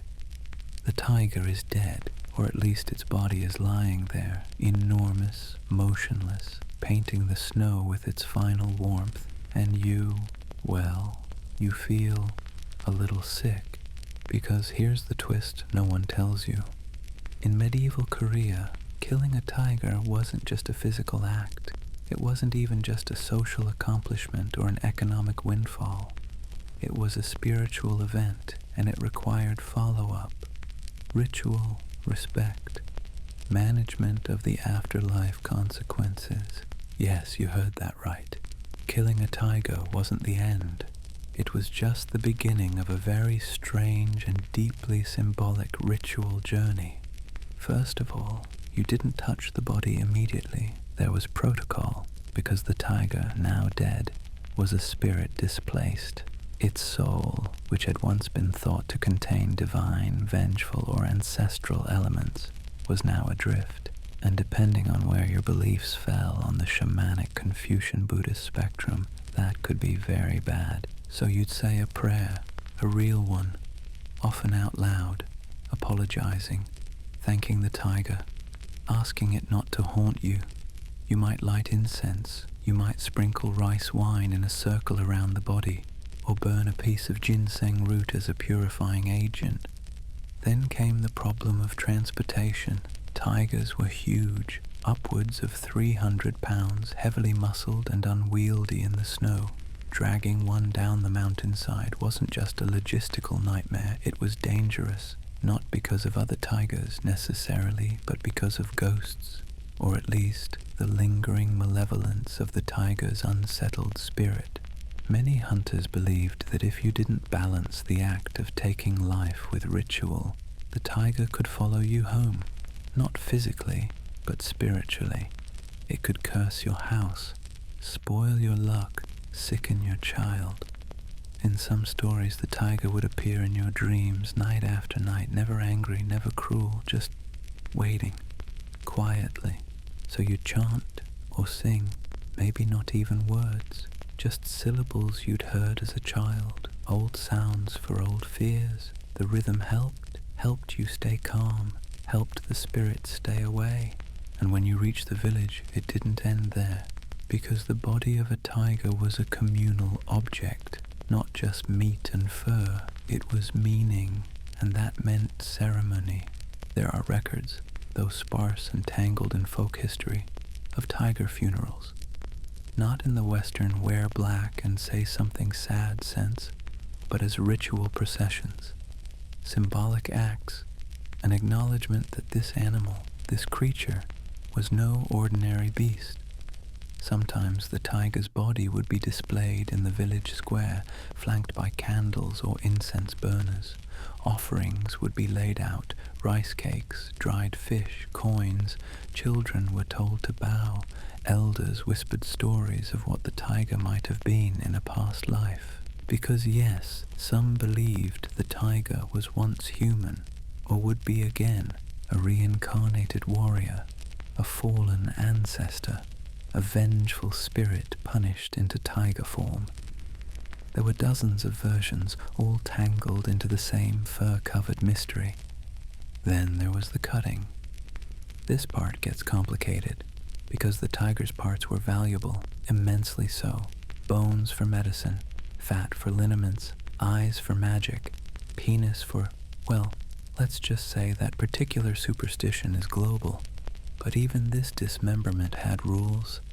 Some hunters wouldn't do it themselves, others would, but only after speaking to the body as they worked, thanking it, asking forgiveness, and always burning part of it, sometimes a whisker, sometimes a paw, as a way to send the spirit home. In more Confucian-leaning areas, there was less mysticism, more formality, The tiger's death would be recorded, the location marked, and the body offered to government officials. But even then, whispers persisted, because no matter how many bureaucrats claimed the tiger was just an animal, no matter how many rationalist scholars wrote treatises against superstition, the hunters knew better. They knew that the woods were older than writing. They knew that spirits don't follow protocol. And they knew that when you kill something that walks between worlds, you don't just get a prize. You get a responsibility. Some hunters even performed reversal rites, ceremonies meant to swap their fate with the tigers. These involved chanting, symbolic gestures, sometimes even bloodletting, your own just a drop, offered to the mountain in exchange for peace. Was it effective? Well, who knows, but here's the thing. In the absence of certainty, ritual is comfort. And for a man who just ended the life of the most feared creature in his world, comfort was crucial. It didn't matter whether the tiger really had a soul. What mattered was that it felt like it did. And feelings in that cold mountain world were powerful. They shaped behavior, bound communities, protected psyches, and frankly, kept you sane when the snow wouldn't stop falling and the trees whispered things you couldn't quite understand. So the funeral wasn't just for the tiger, it was for the hunter. A ritual to seal the event, to close the wound, to remind everyone, yourself included, that this was not sport, not ego, not domination. It was survival, sacred and slightly terrifying. And when it was done, when the rites were finished, the incense burned out, the meat shared, the fur stretched and drying in the wind, you still weren't done. You'd go home, sleep maybe, try to forget the eyes, or not forget, just accept, integrate, let the tiger take its place among the others, in your dreams, in your memories, in that strange gallery of ancestors and enemies that every Chakugapsa carried in his mind. Because if you didn't make peace with the tiger now, you might see it again, and next time it wouldn't be lying still. Chapter 4. Feasts, Fur, and Fame. Let's leave the forest behind for a moment. Let's dry our boots, warm our hands, and step into a different kind of world, the elite chambers of Joseon, Korea, because while one man froze on a snowy ridge, breath caught between prayer and panic, another reclined on tiger fur, sipping tea infused with gold flakes. No, really. In the palaces of Hanyang, modern-day Seoul, tiger pelts weren't just rugs. They were status symbols, political tools, and symbols of divine authority. To drape yourself in tiger skin was to wear the wilderness itself. It meant something primal, something sacred, had been conquered and tamed, and now served tea at your side. But let's take it slowly. Imagine the room. Paper walls, delicately painted with birds and plum blossoms, a soft amber glow from an oil lamp, lacquered furniture, the scent of burning sandalwood curling through the air. And underfoot, not straw mats, not bare floors, but a full tiger pelt, head still attached, mouth slightly open, as if growling in eternal submission. You step onto it, and your silk slippers sink just slightly into the coarse fur. This is power. This is elite life in Joseon, Korea. And tiger parts, they were everywhere. Tiger whiskers, ground into powder, used in medicine and charms. Tiger bones boiled into wine, believed to invigorate the blood and prolong life. Tiger gallbladder steeped in alcohol for vitality. Tiger teeth set into silver rings or worn as pendants. The tiger wasn't just feared, it was harvested, mythologized, consumed, and those who consumed it, well, they weren't wandering hunters. They were government ministers, noblemen, even royals. It's a sharp contrast, isn't it? While the Chakugapsa froze alone in a thatched hut, counting the days since his last proper meal, The courtier in the capital dined on braised venison served with tiny cups of tiger bone wine. While the hunter tracked claw marks in the snow, the king reclined in his study, idly stroking a tiger skin cushion as he dictated policy. There's something grimly poetic about that, something deeply familiar. One man risks his life to kill the beast. Another man uses the beast's remains to decorate his study. And yet, both depend on the tiger. Both are shaped by it. One is hunter, one is host. This wasn't entirely lost on the elites, by the way. Tigers were more than just decoration. They were symbols. A nobleman might commission a portrait of himself in a Confucian robe, standing before a tiger, not standing on it, not gloating, standing beside it as an equal, a cosmic balance. Because while Buddhism might teach compassion and Confucianism stressed order, Korean folk beliefs ran deep, and those beliefs reminded the court that a man who wore tiger fur without respecting the tiger's spirit was just begging for misfortune. In that way, the tiger entered elite rituals too. A king might receive a tiger pelt as tribute from a loyal subject, an offering as sacred as it was strategic. Such a gift was deeply symbolic. It said, "I conquered death and fear and wilderness, and I offer it to you." Sometimes this wasn't metaphor. There are records of banquets thrown in the capital to celebrate tiger kills. The meat, yes, they ate it, was cooked with spices and ginseng, then served to high-ranking officials. Descriptions vary. Some said it was chewy, others called it stringy. Most agreed it was bitter. But the taste wasn't the point. Eating the tiger was like swallowing a blessing or a curse, depending on who you asked. Some believed it conferred strength, virility, luck. Others whispered that consuming tiger flesh could drive a man mad if the proper rites weren't observed.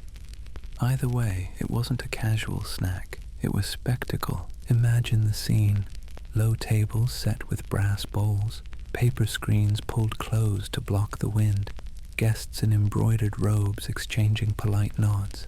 A servant enters carrying a platter. The meat glistens. A hush falls over the room. Someone offers the first toast. The guest of honor, likely the hunter himself or a provincial official, raises his cup. The others follow. They drink. They eat. And far away in the mountains, another tiger watches the snow fall. Let's talk about pelts, not just as trophies, not just as fashionable rugs for palace floors, but as instruments of politics.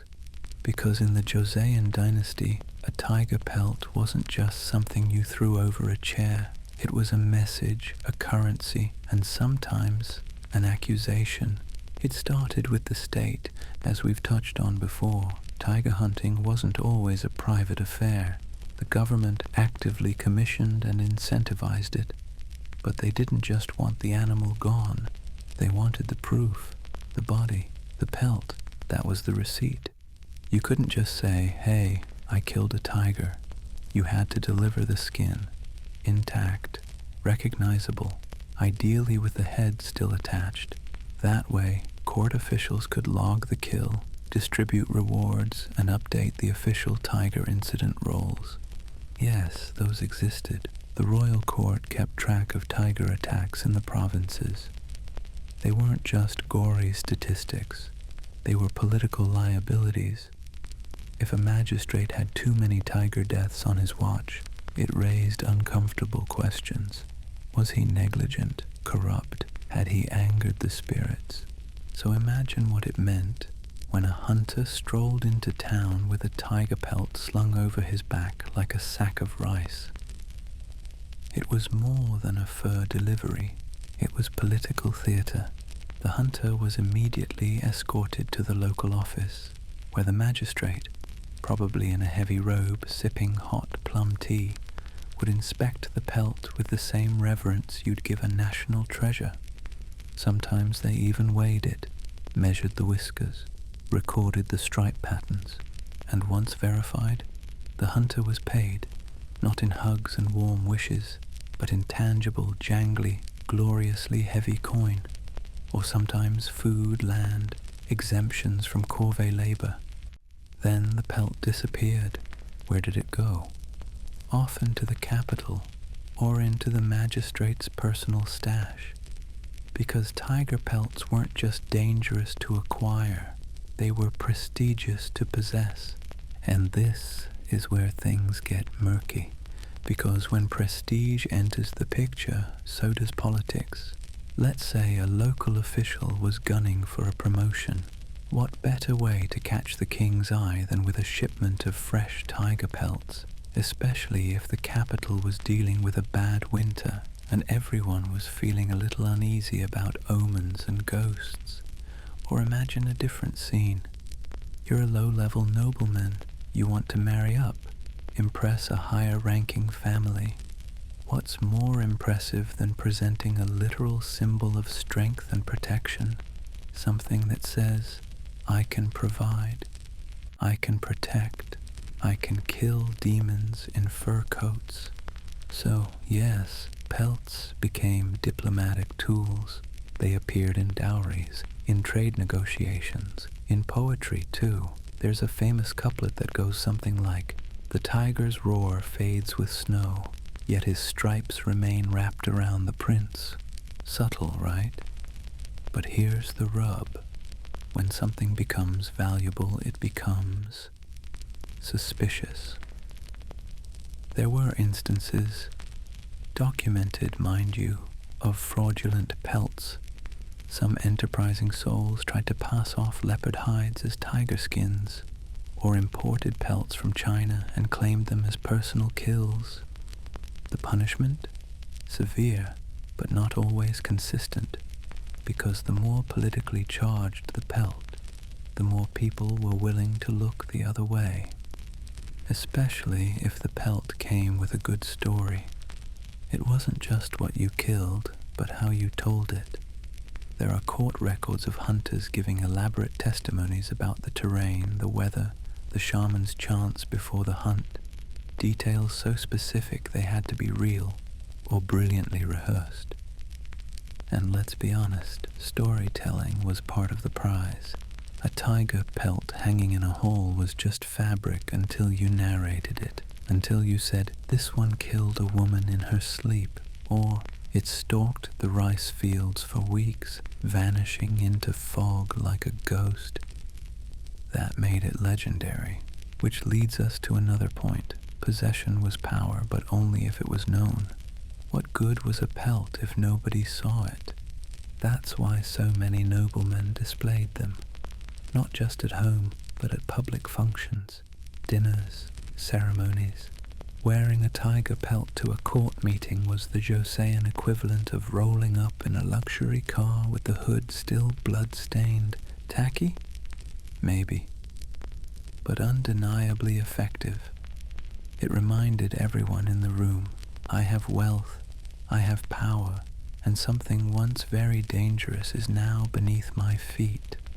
Literally. But, of course, there were politics within politics. Let's say a hunter was paid for a pelt. Great, everyone's happy. But now the magistrate wants to pass that pelt up the chain to his superior, which means he gets credit. The hunter, just a footnote. Sometimes those footnotes got angry, and those angers turned into disputes, and those disputes, if they made it to the capital, became embarrassing.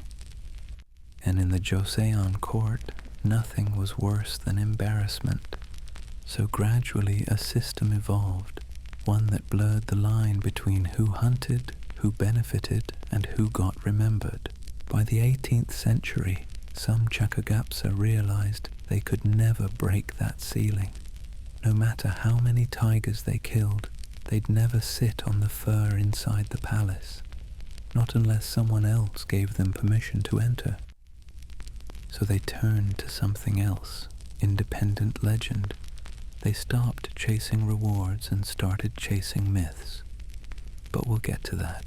For now, just remember, every time a noble reclined on tiger fur, there was a hunter probably long dead, who had felt the sting of snow on his face, the weight of musket on his back, and the knowledge that the pelt he risked everything for would decorate someone else's tea room. So far, we've talked about the harshness of the life, the brutal weather, the lurking death with claws, and the fact that someone else probably got credit for your work. But what happens when the hunter fights back?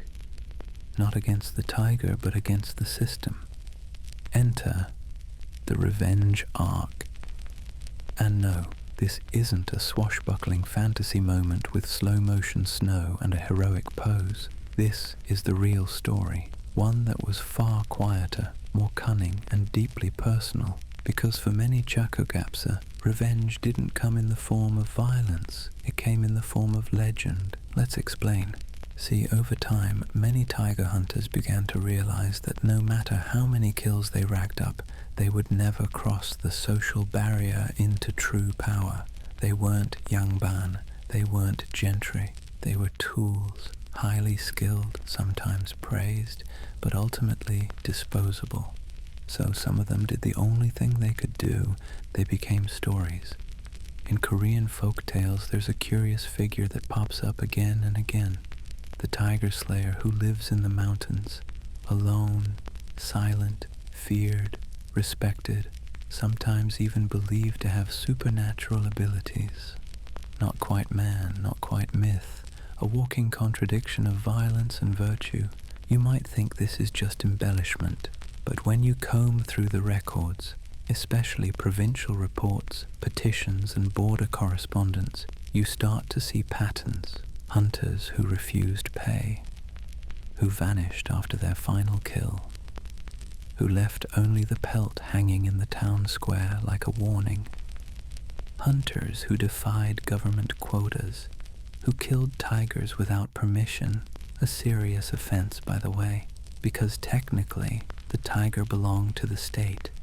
Every kill was a bureaucratic affair, and yet they went rogue. Why? Because they were tired of playing by rules written by warm men in warm rooms who'd never felt the frostbite in their gums. They were tired of being used, so they leaned into it, into the myth. They grew out their hair. They stopped shaving. They started living in caves. One report from the late 17th century even describes a hunter who had trained a hawk to circle above his tent whenever he was tracking. Real? Hard to say. But true? Maybe more than we think. And this is where the concept of revenge gets interesting. Because these hunters knew they couldn't change the system, but they could outlive it, not in body. Most died young, but in memory. A magistrate's name might be recorded in 2 dusty books, but a legendary hunter, he'd be whispered about for centuries, at winter markets, in lullabies, around fire pits after too much rice wine. That kind of fame was folk immortality. And it came with perks. Some rogue hunters were said to be immune to hauntings. Others were rumored to have made peace with the mountain spirits. One tale even tells of a hunter who, upon killing his final tiger, climbed to the top of a sacred peak and turned into a stone statue. Locals still leave offerings at that spot today. Again, do we believe it? Maybe not in the literal sense, but culturally, emotionally, absolutely, these stories were their legacy. Their revenge against a society that kept them cold, hungry, and disposable. And it worked, because centuries later we're still talking about them, still whispering their names in hushed awe, still painting them in ink-wash brushstrokes, stoic against a white backdrop of falling snow.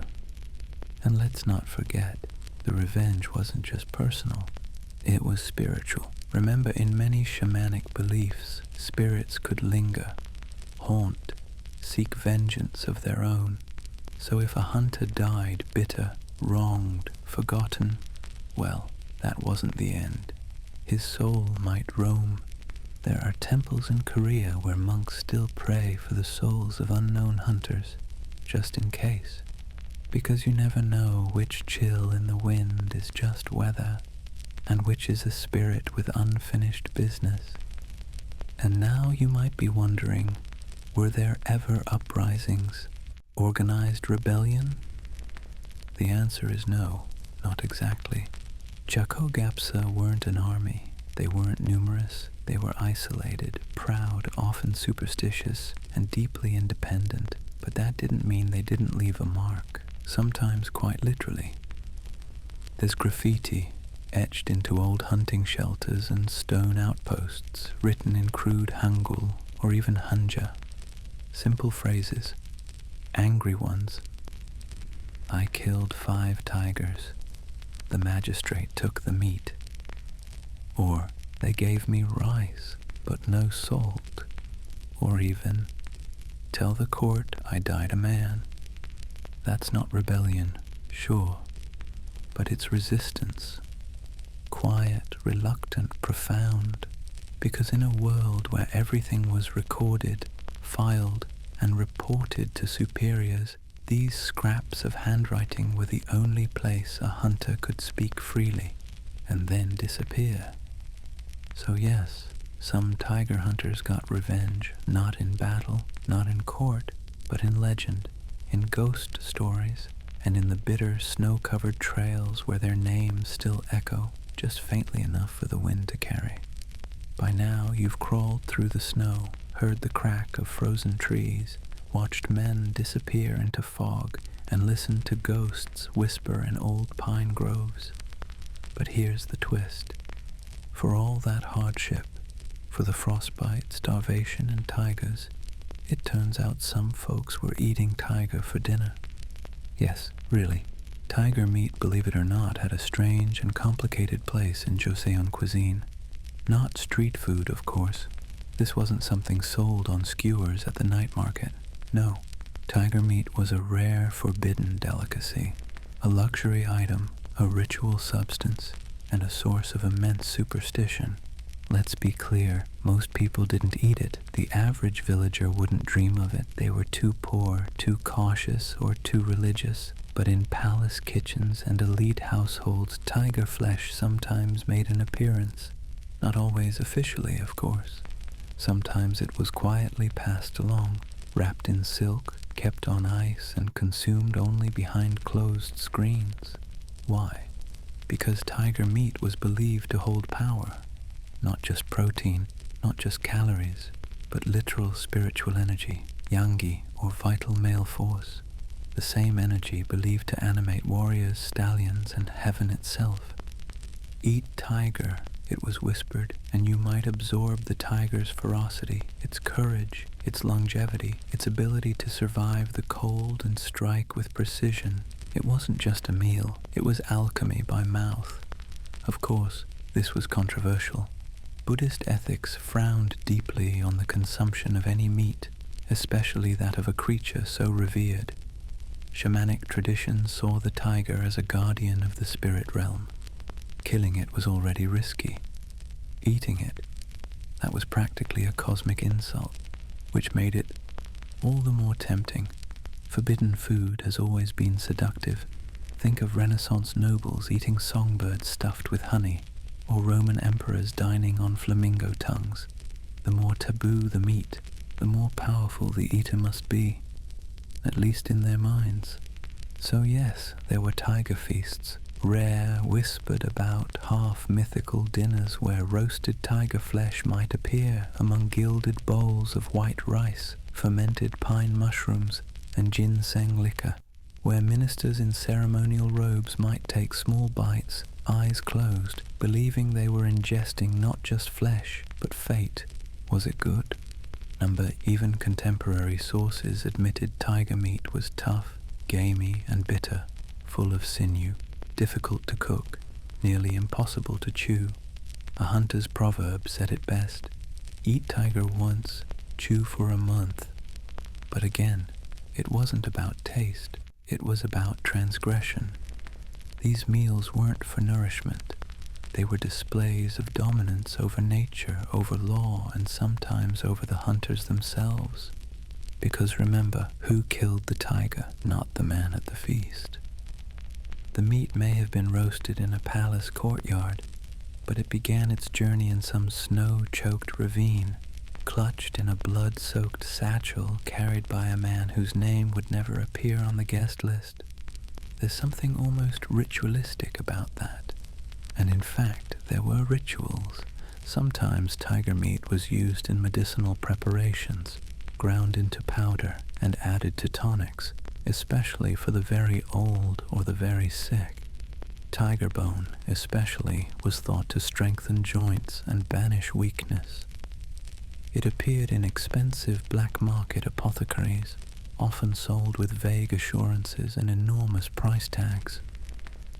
And then there were the more exotic beliefs. Some claimed that boiling tiger penis into a soup would restore male virility. Others swore that eating the heart of a tiger gave one immunity to fear. And yes, before you ask, none of these claims are supported by science, but the belief was powerful enough to keep these dishes circulating among certain elite circles. And while all this might sound medieval, well, tiger products are still being illegally sold today. Despite international bans, there remains a quiet demand for tiger-derived medicines across East Asia. Old beliefs are stubborn things, but let's not get too modern. Back in Joseon, these feasts were usually private, held in celebration of a major kill or in honor of a visiting dignitary. They were rare, secretive, and often accompanied by music, incense, and small religious offerings, just in case the tiger's spirit was still lingering. You know, to avoid hauntings.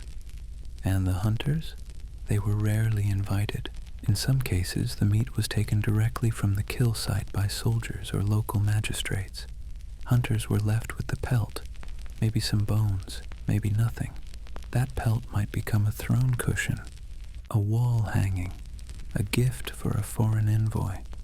And so the feast was not just a celebration, it was a quiet erasure, a ritual of ownership where the violent reality of the hunt, mud, frost, death was stripped away and replaced with fine porcelain and scholarly conversation. Some hunters resented this deeply, others accepted it with stoicism. A few left notes, tiny defiant scribbles on delivery wrappers, complaining about the meat being taken, the pelt miscounted, the honor misassigned. One hunter, whose name is only partially preserved in the annals of Andong, wrote, "The meat they eat is not the meat I bled for." That line stuck around. It was copied into hunting songs, whispered among Chakogapsa, eventually making its way into folk poetry. It became a kind of quiet protest, an acknowledgement of a system where one class risked everything and another got seconds. And so we arrive at the strange truth. Yes, tiger meat was eaten.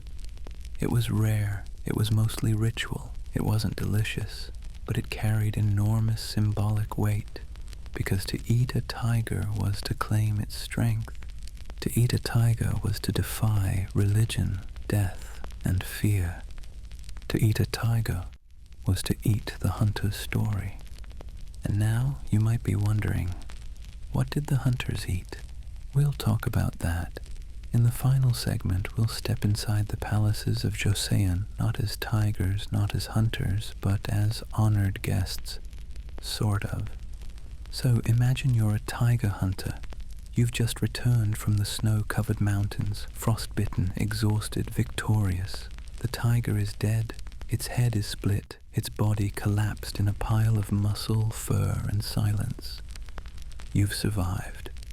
Again. What happens next? Well, first, inventory. You count everything. Paws, tail, skull. The pelt must be intact, or as intact as possible. The government wants full proof. This wasn't just a matter of boasting or even bounty. There were quotas, bureaucracy, rewards scaled to the number of claws still attached. And then off it goes. The pelt, stretched and salted, travels down the mountains. If you're lucky, you get to carry it yourself. If not, an official escort takes it. Soldiers sometimes intervene, claiming the tiger for a regional magistrate. It's always a little murky, a little tense. Eventually, though, that striped hide ends up somewhere else entirely, somewhere warm, somewhere with incense and silk, somewhere with a view. The royal court, or one of the regional palaces, or maybe the home of a high-ranking Yangban aristocrat who had political pull and a fondness for exotic decorations. This was where the tiger became legend. Let's be clear, it wasn't always treated respectfully. Sometimes it was turned into a rug, sometimes a saddle covering, sometimes a dramatic throw over the back of a throne chair, so that when the magistrate leaned forward, it looked like the tiger was draped over him, still growling in eternal defeat. But sometimes it was revered, mounted, displayed, draped over wooden frames, its face reconstructed, carefully sewn into a snarling expression. These weren't just trophies, they were symbols, statements. A tiger pelt said, "I have the favor of the king." A tiger pelt said, "I can order death and receive beauty in return." A tiger pelt said, "I am not afraid." There were even tiger pelt ceremonies. These were rare, but they happened, especially after a particularly fierce tiger had terrorized a region for years. A successful kill might be paraded through town, the skin carried on poles, musicians following behind, villagers watching in stunned silence. Children were warned not to touch it, women bowed, elders made offerings, and the hunter? Sometimes he walked behind the pelt, sometimes he wasn't even invited. You see, the hunter's social role was strange, useful, respected, but not prestigious. He was a man of danger and blood and ghosts, and in a society that prized poetry, etiquette, and civil service exams, the hunter was a little too wild, a little too close to death. Still, there were moments when the hunter was summoned to the palace, not to be honored exactly, but to explain. How big was the beast? What route did it take? How many days did the hunt last? Where was the final shot made? And sometimes, if the story was dramatic enough, and the hunter stoic enough, and the stars properly aligned, he might be given a bonus. A silver coin, a bolt of cloth, a government title, usually minor, a scroll praising his efforts. Rarely, very rarely, an audience with the king. There is one record of a Chakogapsa named Byeon, summoned to court in 1668 after he killed 3 tigers in 1 year, an unprecedented feat. He was presented to the king with a trembling bow. The king asked how he avoided fear. Byeon, it said, replied, "There is no time for fear when snow falls."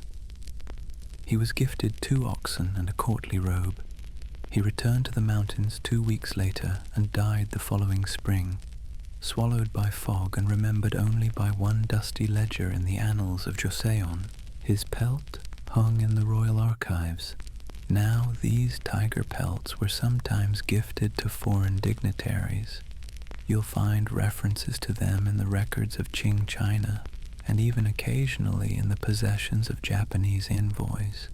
It was a diplomatic gift that said, "We are a kingdom of strength.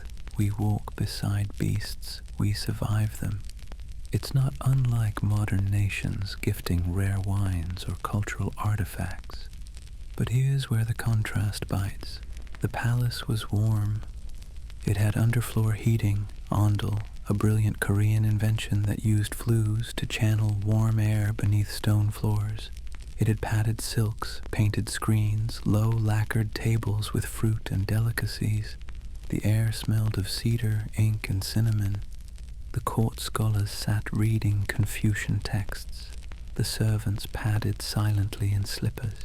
The noble women carried scrolls and fans and wore elaborate wigs with jade pins. Musicians practiced quiet zithers in the background. Snow might fall outside, but in here it was spring, and on the floor, perhaps in a drawing room or council hall, lay the pelt of a tiger, killed in frost, carried by a man who would never sit at this table. This is the irony.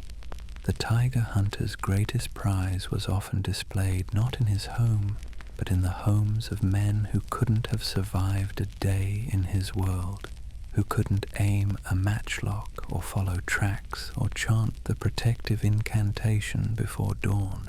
But then again, that's history, isn't it? Those who endure often go unnamed. Those who display often go untouched. And so, the Chakogapsa, those silent frostbitten hunters of the Korean mountains, fade into the margins, their legacy sewn into the lining of robes, their courage flattened under the weight of palace boots, but their footprints remain, stamped deep into snow, etched into stone, whispered in the rustling of pines, waiting always just beyond the firelight, waiting for the next tiger. So now, as you lie there, head nestled against your pillow, breathing slower, lights low, the world quiet, ask yourself this: would you have lasted even one morning, one frozen dawn in a thatch-roofed hut, no fire, no breakfast, no backup? Would you have pressed your face to the ice-rimed ground, looking for the faint trace of a paw print in powdery snow? Would you have crept into the woods, knowing there might be something in there with teeth the size of your fingers? Would you have marched deeper, deeper still, past the frozen river, past the prayer stones, with only a pouch of ginseng and a musket that might miss fire? Because that's what it meant to be a tiger hunter in medieval Korea. You weren't hunting for glory. You weren't even hunting for meat. You were hunting fear. You were trying to catch something that most people didn't even want to see. And along the way you endured frostbite, hunger, ghosts, superstition, and paperwork. You lived on the edge of society, half respected, half feared, and always, always cold. But when you succeeded, when you brought home the beast, you didn't just win the respect of your neighbors. You bought their safety, their sleep, their winter peace, and perhaps, in some strange way, their dreams. Because let's be honest, tigers were more than just animals in Joseon, Korea. They were symbols, they were omens, they were whispered about by candlelight and scratched into woodblock prints. They were a fear that took physical form. And the men who hunted them, they weren't just soldiers, they weren't just outdoorsmen, they were spiritual janitors, ghost warders, keepers of the space between the civilized and the wild. You don't hear much about them today. No Hollywood films, no high school essays. They're a footnote, a forgotten line in an old annal, a name carved into a stone that no one reads anymore. But they mattered.